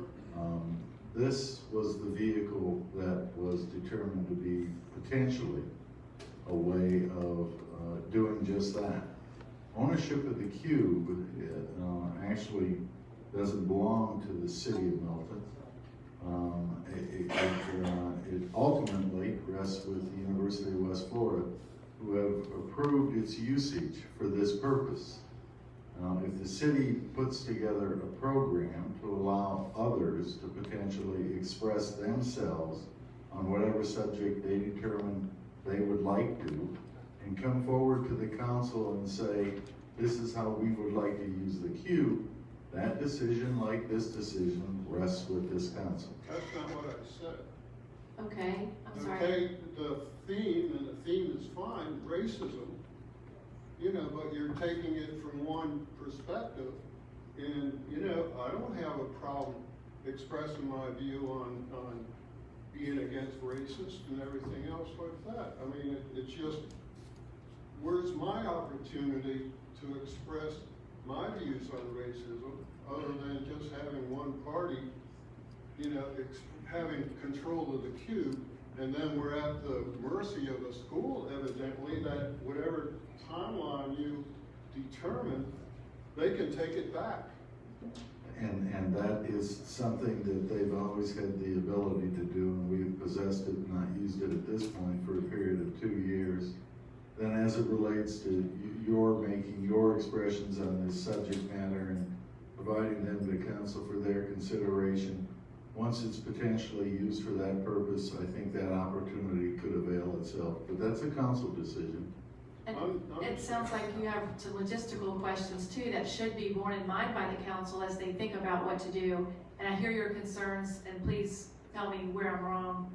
I hear you being concerned about what the perception might be as to who is controlling the message on the cube, and also when will other people have an opportunity to express themselves on the cube. And so I know one of the logistical questions that will be discussed is, you know, having a time frame where for this period of time this message is allowed, then we'll accept applications for a new message. So that, I think, would respond to part of your concern. And the other part of your concern, I think council should consider as they weigh this over the next few weeks. How else, is there other information you'd like council to think about? Yeah, a cube doesn't seem to be that expensive an item, and for it to be controlled by a school. You know, if this thing that you're developing is so important, why wouldn't you control it and not be at the whims of a school that you have no control over? So build your own cube. Yes, sir, and I hear that concern too, and that's something I think council could consider. The way this just happened to luckily fall into council's hands in recent times, and UWF is sharing it with us, but UWF is not, I don't think, giving us a deadline as far as when they'll take it back, so. I understand, I'm just trying to be proactive. Yes, sir. Rather than reactive, oh no, you know, Right. kind of thing. So, again, equal opportunity for everyone. Point Limited to 4 opinions, you know, or interpretations, if you will, whatever you want to call it. And I think that would be. Mayor? And your name is, I'd like to invite you, once it's approved, to please come down and let us put your hands on it, too, and your name, because I appreciate you saying that you are interested. Mr. Snow, I think, would like to be heard. Mr. Mark, if the school needed to take this back, and we thought if this works out to be a positive thing for different avenues of expression for our community, this council will step up, and if we had to get our own, we're gonna control the message on there. No group of any group is gonna control it. The city of Milton is gonna, this council will decide if it's an appropriate message or not. And the control was why it came up, expressing that they've got all 4 sides. Well, this is just for this one time. I mean, we could go people, I mean, this is, the 4 sides are available, okay? If we choose to go to 3-4 months of it being on there, and 3 different messages can be sent, you know, whether it's school, whatever the message might be, it's still gonna have to be approved. They're not gonna have, nobody's gonna have a monopoly on this whatsoever. Okay, that was a concern. Yeah, well, it's a valid concern, and you know, it's good that things are brought up. Sometimes we get tunnel vision and we get moving, and we need to sometimes take a look at all avenues, so, yes. Okay. Thank you, sir, for being with us in Milton. Thank you, Mr. Marr. And there's Mr. Conrad also had a request to speak about the use of the cube. You're not the only one. And I don't have any other sheets before me, so Mr. Conrad will be the last person. Good evening, thank you, I appreciate the opportunity to speak. I think as others have mentioned, you know, I just want to start off by saying that the idea of racism existing in our community is reprehensible to me. We're told that we're created in His image and likeness. In Genesis, in Galatians, we're told there's neither Jew nor Greek or free nor slave. We're all one in Christ Jesus. So that being kind of the underpinning of this. My concerns are a number, for many. Some of them relate to how the whole thing got developed. And I understand there's some private meetings. An item or a vehicle that was available 2 years ago is sat dormant, and now comes up in what's almost an official proposal without really a lot of parameters or guidelines or instructions in terms of how it will be used, how content will be judged, who has full control over it, those kind of items. You know, the development of the thing, we don't know what the time frame is, and I understand, if I understand the proposal properly, it was just agreeing to the concept, but there's a lot of details to flesh out before I think any of us feel comfortable that this is a great thing. I mean, having messages available, I think, is good.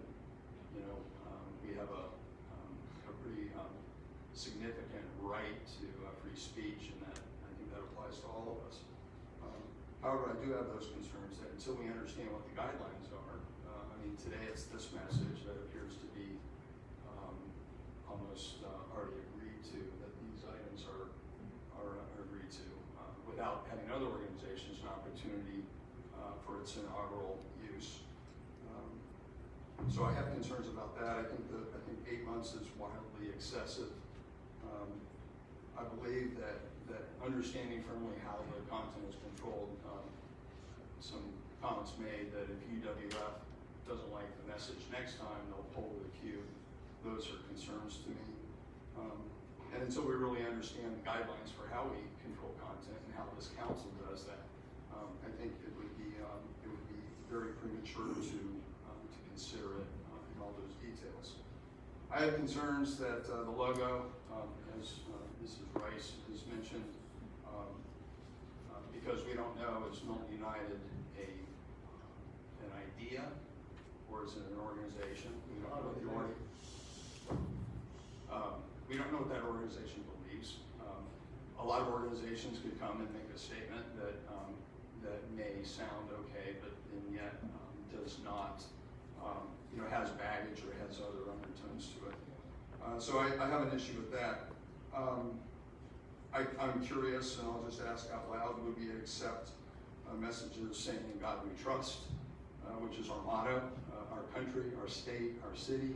Would we accept messages related to the sanctity of human life at any stage of development?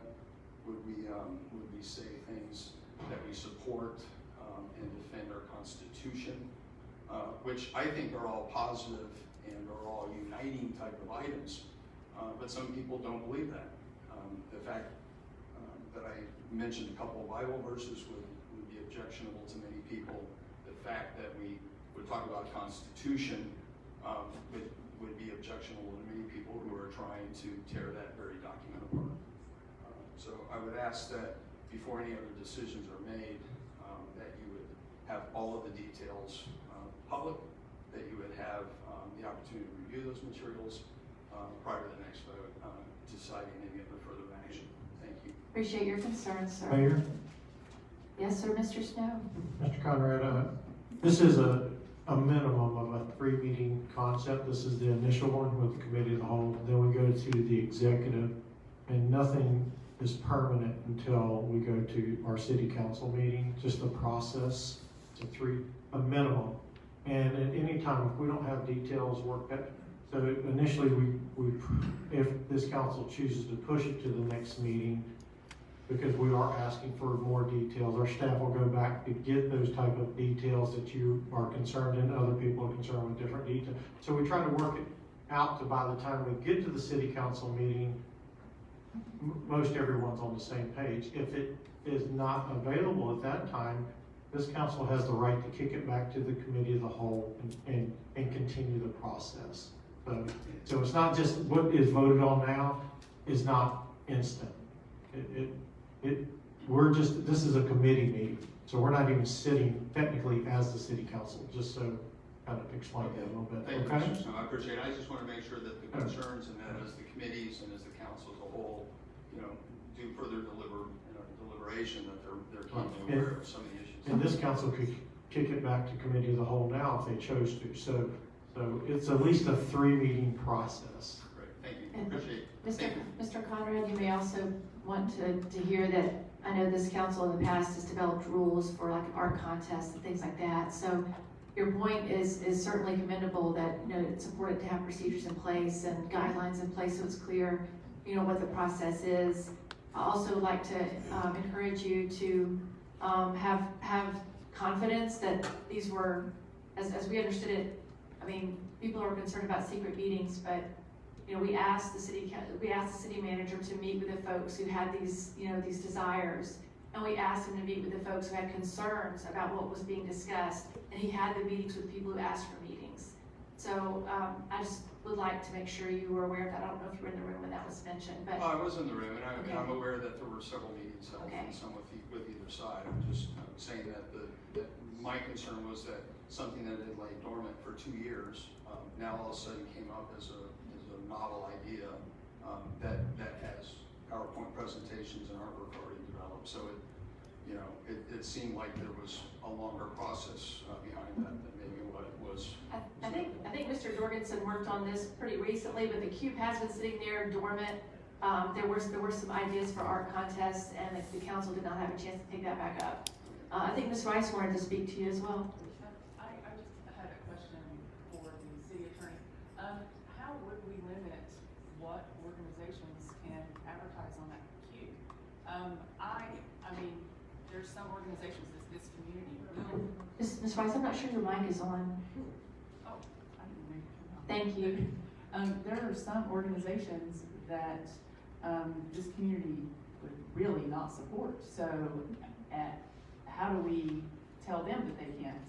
There are 2 things that the city manager and I are going to be preparing to provide the council to advise on that, as well as orderly procedures to accomplish one of 2 different options the city council will have to select from. There are 2 different standards for this type of effort. One is called a government forum. That is something that would be equivalent to your own webpage, for instance, where you have total control over the message that goes there and total control over how it that's one option you can take, and there's no reason why that could not be applied to the cube. The other option is what's called a limited government forum, where the city council would open for limited purposes, consistent with its communal, responsibilities as a municipality, in your case, to open messages that serve its overall objectives, but making those opportunities available generally so long as they conform to the objectives served, and that those can be appropriately measured. And there are standards for that, for those 2 different options. And we will present those options to council for you to understand what those implications are and be able to choose between which of those formats you would prefer for this particular type of installation. That was a little more than I could process right now in the heated You moment. asked, I'm happy to explain any part. I'm gonna give a specific organization, because on the ballot, November 3rd, one of the items on our ballot is, people are gonna vote on whether to make, Santa Rosa County a, pro-life sanctuary. So, it would be a big conflict, I think, for a lot of people if, say, Planned Parenthood wanted their logo on the cube. Well, the limitation of particular parties would be problematic for equal protection reasons. The constraint of a message to fit within the overall purpose of the limited government forum would be legitimate. The total control over government forum, insofar as it's meeting a policy objective of the city, would be another way of going about it. Which of those limitations you choose and the rules that apply to them, I will explain to you in much more detail, so you can make an informed choice I about think it. there are a lot of deep questions around that, Yes, there so are. I would suggest that those be taken up outside the meeting. If you're not comfortable with this concept, please don't vote for it. The question's been called. I don't have any more forms before me. I'd like to ask that council vote on this item. Will you restate it for me? Do you want to restate it, Mayor, or you want me to? Teresa, My question, yeah. okay. I Let me restate it, because it's hard to hear you in the mic. Let me just restate it for you, and you correct me. This concept has been presented to this council for consideration. And there's artwork on this concept. This artwork could be subject to change. This artwork is not final form. The idea is the concept to put this on the cube for Milton United.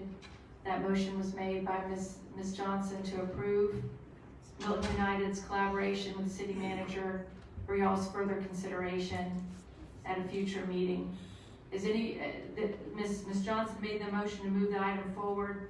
Mr. Powell seconded it to move this item forward for further consideration, discussion at executive.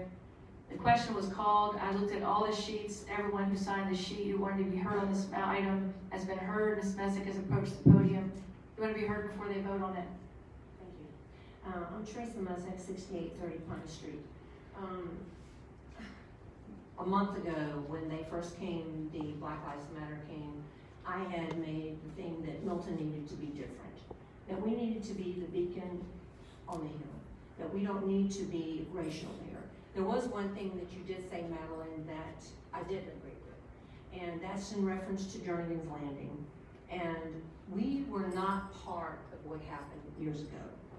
There was also a house, I don't know how many of you know this, but if you look it up in the police records, there was a house, and I know it was there when I first moved here, that was right on, and I think Mr. Sanborn owns that property now, right on the corner of Willing Street and Pine Street. And there was a little girl in there that was molested by her father that was sent to prison. And so do we not use that property too? The thing is that we have moved forward. We're not part of that. I didn't own any slaves or anything else, and I'm sure any of us in here didn't either. So the cube could go anywhere. I have a problem with it being 8 months. That's a long time. Also, that's where our Christmas tree goes, and Christmas is coming. And with everything that has happened to our country, to our city, and our county, we need to see Christmas there. That's where that Christmas tree goes. So, you know, the things that's on there now looks good, okay? But I would not like to see someone go and change something that this council and these people do not have input of what's on there. Because we don't want something that is division, racism, and I appreciate what you said so much, ma'am, about communist country and how blessed we are in America. We need to move forward with this. And even though this is owned by the University of Florida, if we do continue doing cubes, maybe the city should take into consideration of buying something. But I appreciate what Shannon said too. Where do we have the rules that just anyone can come in and put something? Who's gonna make that rule once it is? And my other question to you, Madeline, is what are your rules set up by your LLC, your 501c? We need to see that. That needs to be bring forward, because you may have something in there that would alarm us, okay?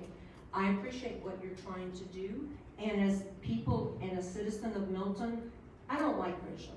Like I said, I have 6 nieces and nephews that are black. I have 4 cousins that are black. And we do live in a country today that black marry white and vice versa. We need to move forward. But all these questions that are being brought forth here, that's what this council does, is they listen and they try to hash it out. And I appreciate everyone else bringing their message too. And thank you for listening. And I want to say one thing about Mary. She is in the LEAP committee.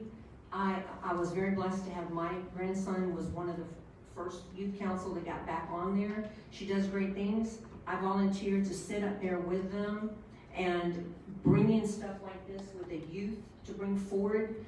You know, I personally would like to see something where we bring in more black history, where we have the youth that went forward and became professional players with something. The past council that served on the board here. Those would be great things to do. But all of up there looks great for Milton. I don't have a problem with that. Thank you for sharing your input. Are we ready for a vote now? Some folks have voted, not everyone has. Onset, right. Yes, ma'am, this is the concept. Unanimously approved to move this concept forward to executive. thank you everyone for sharing your thoughts and concerns. And I know that council will meditate on those things.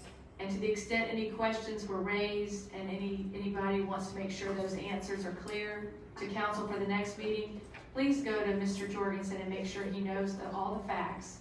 So this council is updated according to the facts. And thanks everyone for your patience with this. It's an emotional situation. And I appreciate everyone trying to maintain order and letting us move this forward in a decent way. So thank you for that, everybody.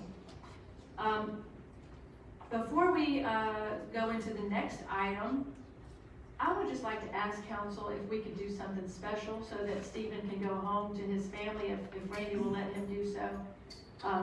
I would like to recognize Stephen Prestisator and his baby's at home, and I just hate for him to keep waiting to be heard at the end of the meeting. So I'm going to ask him to come on, and if y'all don't mind, I really think it's important. I want y'all to know last night I went to a dinner, Stars of Santa Rosa 2020. This was great. Phantom of Blackwater was recognized as the best family amusement. There were votes taken at the beginning of this year. Because of the pandemic, there could not be a dinner to recognize the winners. They finally decided that they would do it last night. They split it into 2 nights. So tonight, half the winners are being recognized tonight. They've probably already gotten their vote. The winners are listed in this document here, this pamphlet here, which council was given. I would just like to ask if Stephen could come forward and just, I know that, Stephen is humble. He did not want to take all the credit for this, and I appreciate that, but you have been a tremendous events coordinator. You have worked with so many folks in so many different ways to make Bands on the Blackwater an even more wonderful event than it was before you came to the city of Milton. It began, and then you came and you continued to build it, and you built relationships, and you built goodwill, and we just really appreciate you. So if you don't mind, if you would come forward. And maybe council would like to all have your photograph taken with this.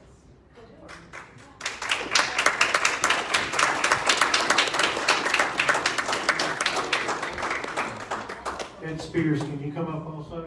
You're a big part of this. It's his. Come on. It's his. Ed, are you still here? I don't mean to leave out my Washington High School classmate.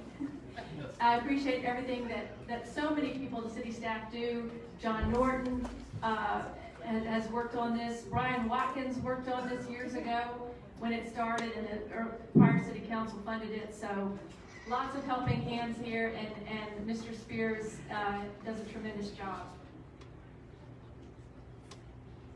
So why don't you both hold this wonderful flag and make sure we get our photograph taken.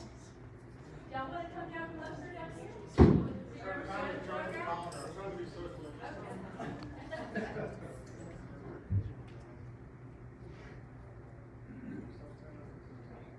Thank you, Pamela. Share widely. If you're welcome. Why don't you two get together for the picture? Do you want to see this? Where my friends at? All right, Ed. You're welcome. Is it over? Yes, you said that. We've got 2 more hours.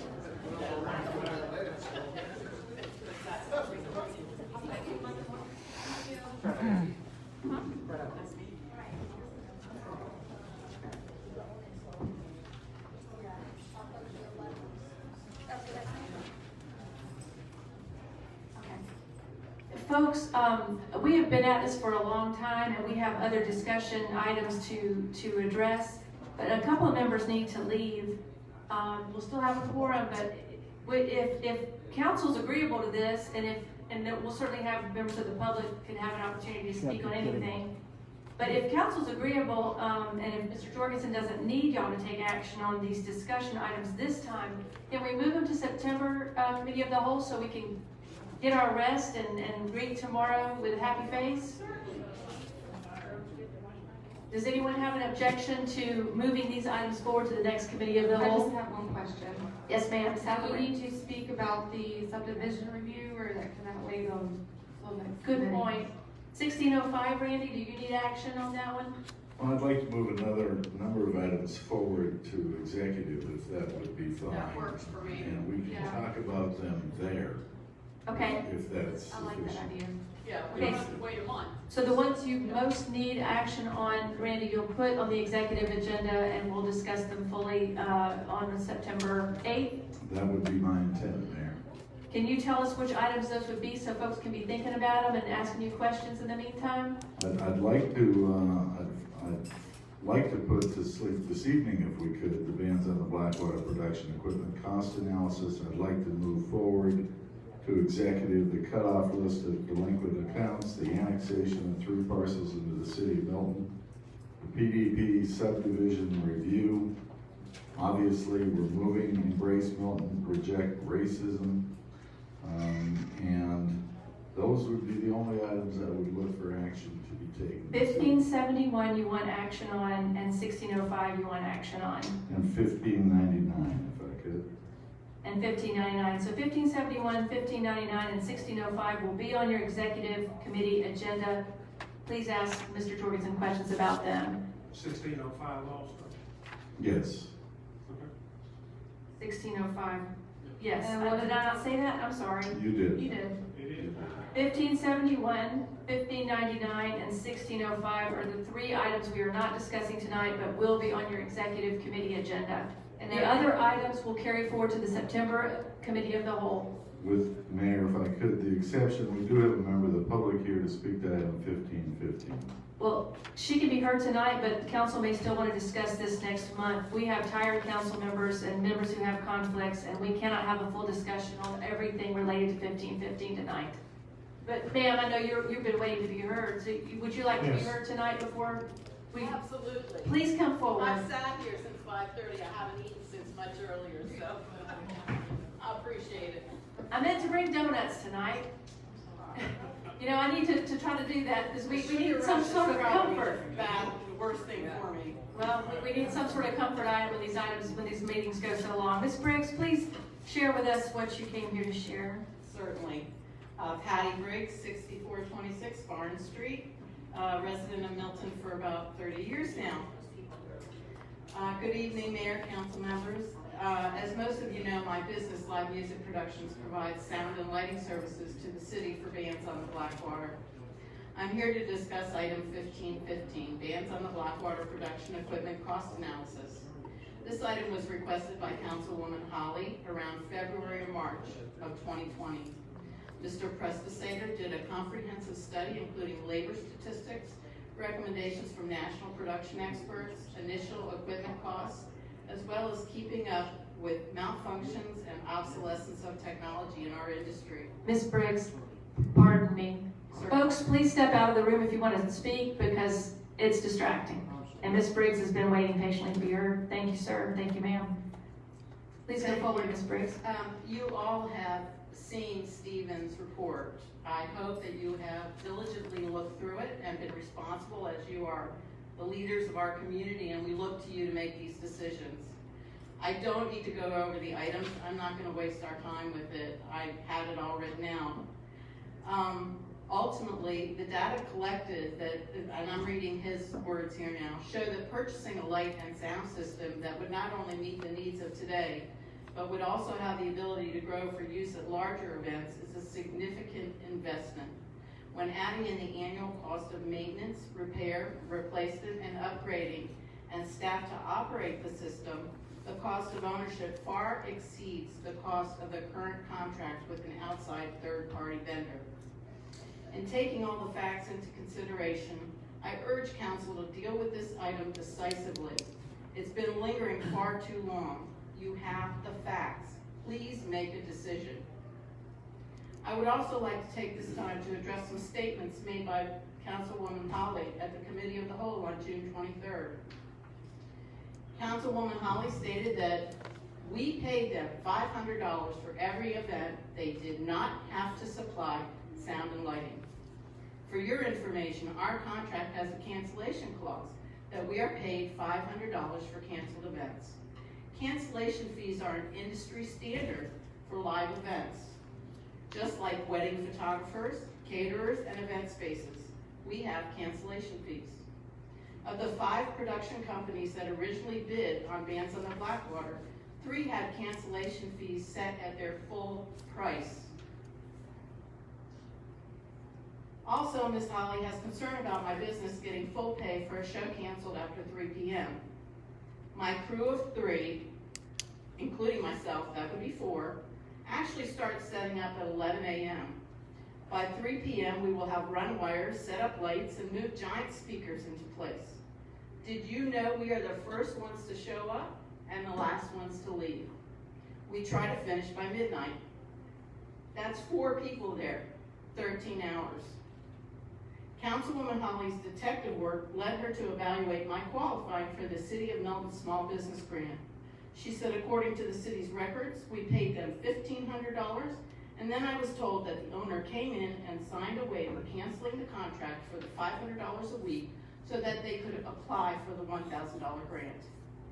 The facts in this matter are that the grant had nothing to do with my receiving cancellation fees. I fully qualify for the grant as set up by the city and the city council members. At the time I applied, I had lost just over $14,000 in revenue. Now I've lost at least $28,000. In this pandemic, live events are not happening, you know that. My income is gone. This grant was made for small businesses like mine. I'm grateful and I appreciate it. As far as Ms. Holly's comment about me canceling the contract so that I could apply for the grant, I was asked by the city if I would consider voluntarily suspending any and all cancellation fees until such time as the Bands on the Blackwater officially resumes. In return, the city agreed that it will take no action to terminate my contract based solely upon the current pandemic situation. Once the Bands on the Blackwater series resumes, the contract would resume as written. I and my business's reputation have been misrepresented negatively. I take this very seriously, and I look to the city to clarify that all actions taken by myself and my business with the city have been above board and ethical. Yes, ma'am. Thank you. Thank you, and I know that Ms. Holly and Mr. Jorgensen may want to speak directly to you about this. I would just like to share with you that as it was shared with us, my interpretation was more of a question of staff procedures, and I didn't interpret anything negatively about you. I believe that you've done a great job, and I think it was initially began as a business question. You know, are we being diligent with our taxpayer dollars? Are we doing the right things? I like to think the best. Yes, ma'am, and that's the way I interpreted it for what it's worth, and because I know you've done a great job, and I appreciate you. And I also would just like to share with you that this item grew into more things that had nothing to do with you. I And understand that completely. yeah, so As I'm only sticking to my little niche, So and that- I wanted you to know how I felt about it, and I feel like there needs to be clarity to the public for the statements that were made. I think you're well within your rights to do that, ma'am, and I appreciate you coming to share. And I don't know if the folks that you've spoken directly to tonight would like to, Ms. Holly, do you want to share anything in response? I would like to say to you, Patty, I've known you for several years from your big store. And I said from the very get-go, this was nothing personal. This was business because I liked you and I had considered you a friend. Personal and business is separated. There's a line there. We are all seated here to make sure that our tax dollars are spent for the needs of the community as a whole, okay? No one in this building, other than this council, should approve any contract. Even the contract that you have, and I've got a copy of it at home. I didn't bring it with me tonight because I did not think that you would be here tonight. But I can show you where city council was never presented that contract for your rain out dates or due to coronavirus, which nobody knew that we were going to continue to pay you $500 for no show, so to speak, because you could not be there due to what we had been going through, okay? Well, that's something this council needs to know. If we're paying out for for that type of situations. And then the other thing is too, I've lived here a long time. I know a lot of people that go to that to the bands on the Blackwater. That started in 2003. Have you ever been? Yes, ma'am, I have. Lots of times. Seen you there? Well, you ain't looked in the right place, baby. But all I can say is that it started in 2003 because I was an employee here. And until 2018, that is 15 years later, all of a sudden, we got to have lighting and sound. And we're paying our bands $500 a piece, face painters $300, and lighting and sound, was it $1,500 now or $16? I think it's 1,400. 14? I'd Okay. have to confirm that. Okay, but I'm just saying, anytime that this city enters into a contract to pay someone for what they call it, a force majeure. It's force majeure. I'd say force majeure, I'm sorry. It's okay. But this council had no idea that that contract even existed. Now, it could have existed between you and Mr. Spears and Stephen and Mr. Jorgensen. I don't know. I got don't a know. copy of the contract. I called the city and asked for a copy of it, and the copy that I got was completely signed by everybody and dated. So I don't know how you obtained one that didn't have signatures and I obtained one that did. When I showed it to Mr. Jorgensen, it was the first time he'd ever saw it, he said. City council never. This is there's- internal business of the city. I Yes, can't ma'am. deal with that. Yes. I only want you to know that statements were made that actually were not true, and you are responsible for saying them, and I wish that you would consider, Mr. Jorgensen wrote a very detailed letter to the city council about how, what events occurred on what dates, and I'm sorry that you weren't a good enough detective to figure it out, but I was maligned by that. Ms. Briggs, I will not have you stand there and demean me that way. I'm not demeaning you. I ask that you be respectful and civil to me as well. This council voted for our city attorney to look into all this contract stuff. Until all this has been completed, then I feel like we can have an adult civil conversation about the entire situation instead of you pointing the finger at me for sitting here being the caregiver of the taxpayers' money. I'm offended by your statements. So until that happens, and until that, I'm sorry, I'm I not think going. the two of y'all might want to have a separate conversation outside of this meeting. No, I'm not, but I'm just telling you. I'm not interested either. No, ma'am, I'm not. And we are not But friends. I think y'all We need are to conclude. associates. We have talked to each other No, over the ma'am. years, but you're No, not. ma'am, because I'm not gonna take the taxpayers' money as some people does, okay? You work for me, the public, and I am a small business owner. I am doing my best to do my job. And you're And I paid don't more than need- we are. Thank you for coming and I sharing got these a loan concerns. right before this hit for speakers for bands on the Blackwater. I cannot pay it now. Now, this is a small business. You're constantly struggling how you're gonna pay this, how you're gonna pay that. We're gonna stop the remarks Okay, now. we're gonna Sign. stop it. I have a comment, Mayor. Thank you very much for No, I don't wanna listening. I'm hear gonna Mr. sit down. Stone. It's not it's not up to you. Thank you. Mayor? It is up to me. If you're talking about me, I've had Mayor. enough of you. Right. I'm gonna ask everyone to stop speaking I'm- for a I'm moment. Just asking for the please, floor. I hear you asking for the floor. I'm asking you to stop speaking for a moment. Ms. Briggs, you're welcome to come back up here and share anything else. I would just ask that I hear your frustration. I think we all need to take a pause and take a deep breath, okay? I understand and I agree. Ms. Holly was asking questions, doing her due diligence. Your stress with your business right now is real, and we are concerned about it. And I'm sure Ms. Holly is too, but let's not bring it down to personal. We're all tired and we've had a long night. Personal level, I'm sorry. And I'm sorry that, you took it personally, and actually, but I watched the video so many times, and my blood pressure just shot through the roof.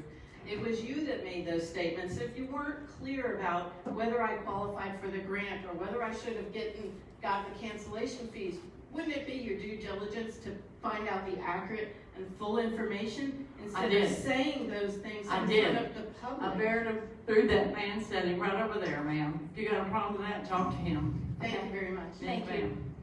All right, are there any other comments? Mr. Snow, I think wanted to speak. Mr. Snow? Yes. There was nothing wrong with the contract. Everything was legal. It was done proper. Please do not Again, speak here we over go Mr. again. Snow. He is recognized. I realize this is a controversial issue. I'm asking, regardless of emotion, one person at a time. Mr. Snow, you're recognized. Mr. Jorgensen, is this type of contract a common contract within the industry? It is. Was the cancellation clause a common and not inflated? It is. That's all, okay. So nothing is out of the ordinary with the way this was completed, correct? Not my opinion. Legal opinion or attorney? Councilman, we have provided a report in that regard, which addresses the question. I'm just And making it public. Thank you. Are there any other questions you want to ask on I'm this gonna item? finish. I didn't know, I thought it sounded like you were finished. I'm not. Finished, he ain't never finished. Here we go again, Mayor. Okay. You know, police are a little bit. We're going to go ahead and adjourn because No, we're people not. cannot I'm speak. gonna finish right now because We're this not- needs to be People cannot addressed. speak with decorum. Well, I We're going am, to you're be just, why adjourned. don't you deal with the end down there like I told you last time? No, we're not. So I'm gonna tell the public today, it's another attack on a public or city business by You're them adjourned. again. You can adjourn all you want, I'm gonna stay here. So that's, nobody wants to Mr. listen to the Snow? truth. You're adjourned, move. Mr. Uh, Snow, I'm tired of the attack. Here we go again with, Is there a movement to adjourn? Because I believe it would have to be approved. yes. I'm not approving it, I'm just saying, let's not fight Okay, about well, nothing. No. let me just Exactly. state that as your mayor who conducts the meeting, I'm excusing myself from a Please. meeting where there's not decorum. I cannot Mary Johnson, conduct a can you meeting take where over, you do please? not act with decorum. So I consider this meeting adjourned. If y'all want to continue without me, please go ahead. I'm Joseph Lever. I am a citizen here of Milton, and I do find this very offensive. And now that our mayor's gone, You can continue to I speak, sir. find it Our very pro tem offensive. mayor's here, so you Yeah, can speak. Mary Johnson's in charge. She's the one that started it, so Mhm. it's not a big deal. Thank you, Mary. This is ridiculous. I've been here 2 meetings in a row, and it's the same person that keeps saying this stuff and not being controlled. Yes, sir. Councilman Snow is correct about how Councilman Holly keeps doing this. It is ridiculous. This is a circus. That's all I have to say. Just as a council, just as a point of information, an adjournment is an action that can be taken by the chair without a second, without a vote, just so you know. That's So- fine, that just means we can't conduct business. That's right. We can still continue to talk, correct? The First Amendment still applies. That's right. I would simply point out in follow-up, just so that there's clarity, in addition, when the mayor deems that the meeting is out of order, one of the options the chair has is to adjourn the meeting for that purpose, so that's different. I do have a question though, but she gave Mr. Snow the floor and then all of a sudden adjourned the meeting, so he technically had the floor when the meeting was adjourned. That's what bothers me the most. Thank you, Council. Mayor, can I speak? Sunshine violation. Let us, Oh, yeah, that's true. Mrs. Snow has some finishing statements. Yes, I would like to hear what he has to say. Okay. What this continues to be by our mayor and other individuals that are on this council. I do want to advise. I'm sorry. I do want to advise that as long as, we can't stop I can't tell you not to speak. Okay. I can simply advise that if you speak on a matter that is pending or likely to become pending before the council, we will be in a sunshine violation. Okay, so I'm just talking about the meeting then, okay? I'm not talking about any of the event that's going on that Ms. Briggs spoke of. The continued, can I speak of the conduct of how the meeting's being ran? I'm concerned that that would be a matter that the council may have to address formally because of the controversy that continues on these points. Okay, I'm just going, It's just not on this well, I will just communication. state this, because we are still being live streamed and. We are not. Oh, you're not? When the meeting's adjourned. Well, we do have a camera over here, they will see this on Facebook. Citizens, pay attention to what your leadership is doing, or partially of the leadership is doing in this city. Pay attention, continue to take your city back. Jeff, if you don't mind. Yes, ma'am, I'm sorry. Just please listen and be advised. Yes. Oh, yes, I'm done. Okay, thank you. Thank you, everyone. Have a wonderful night. Please pay attention. Yes, ma'am.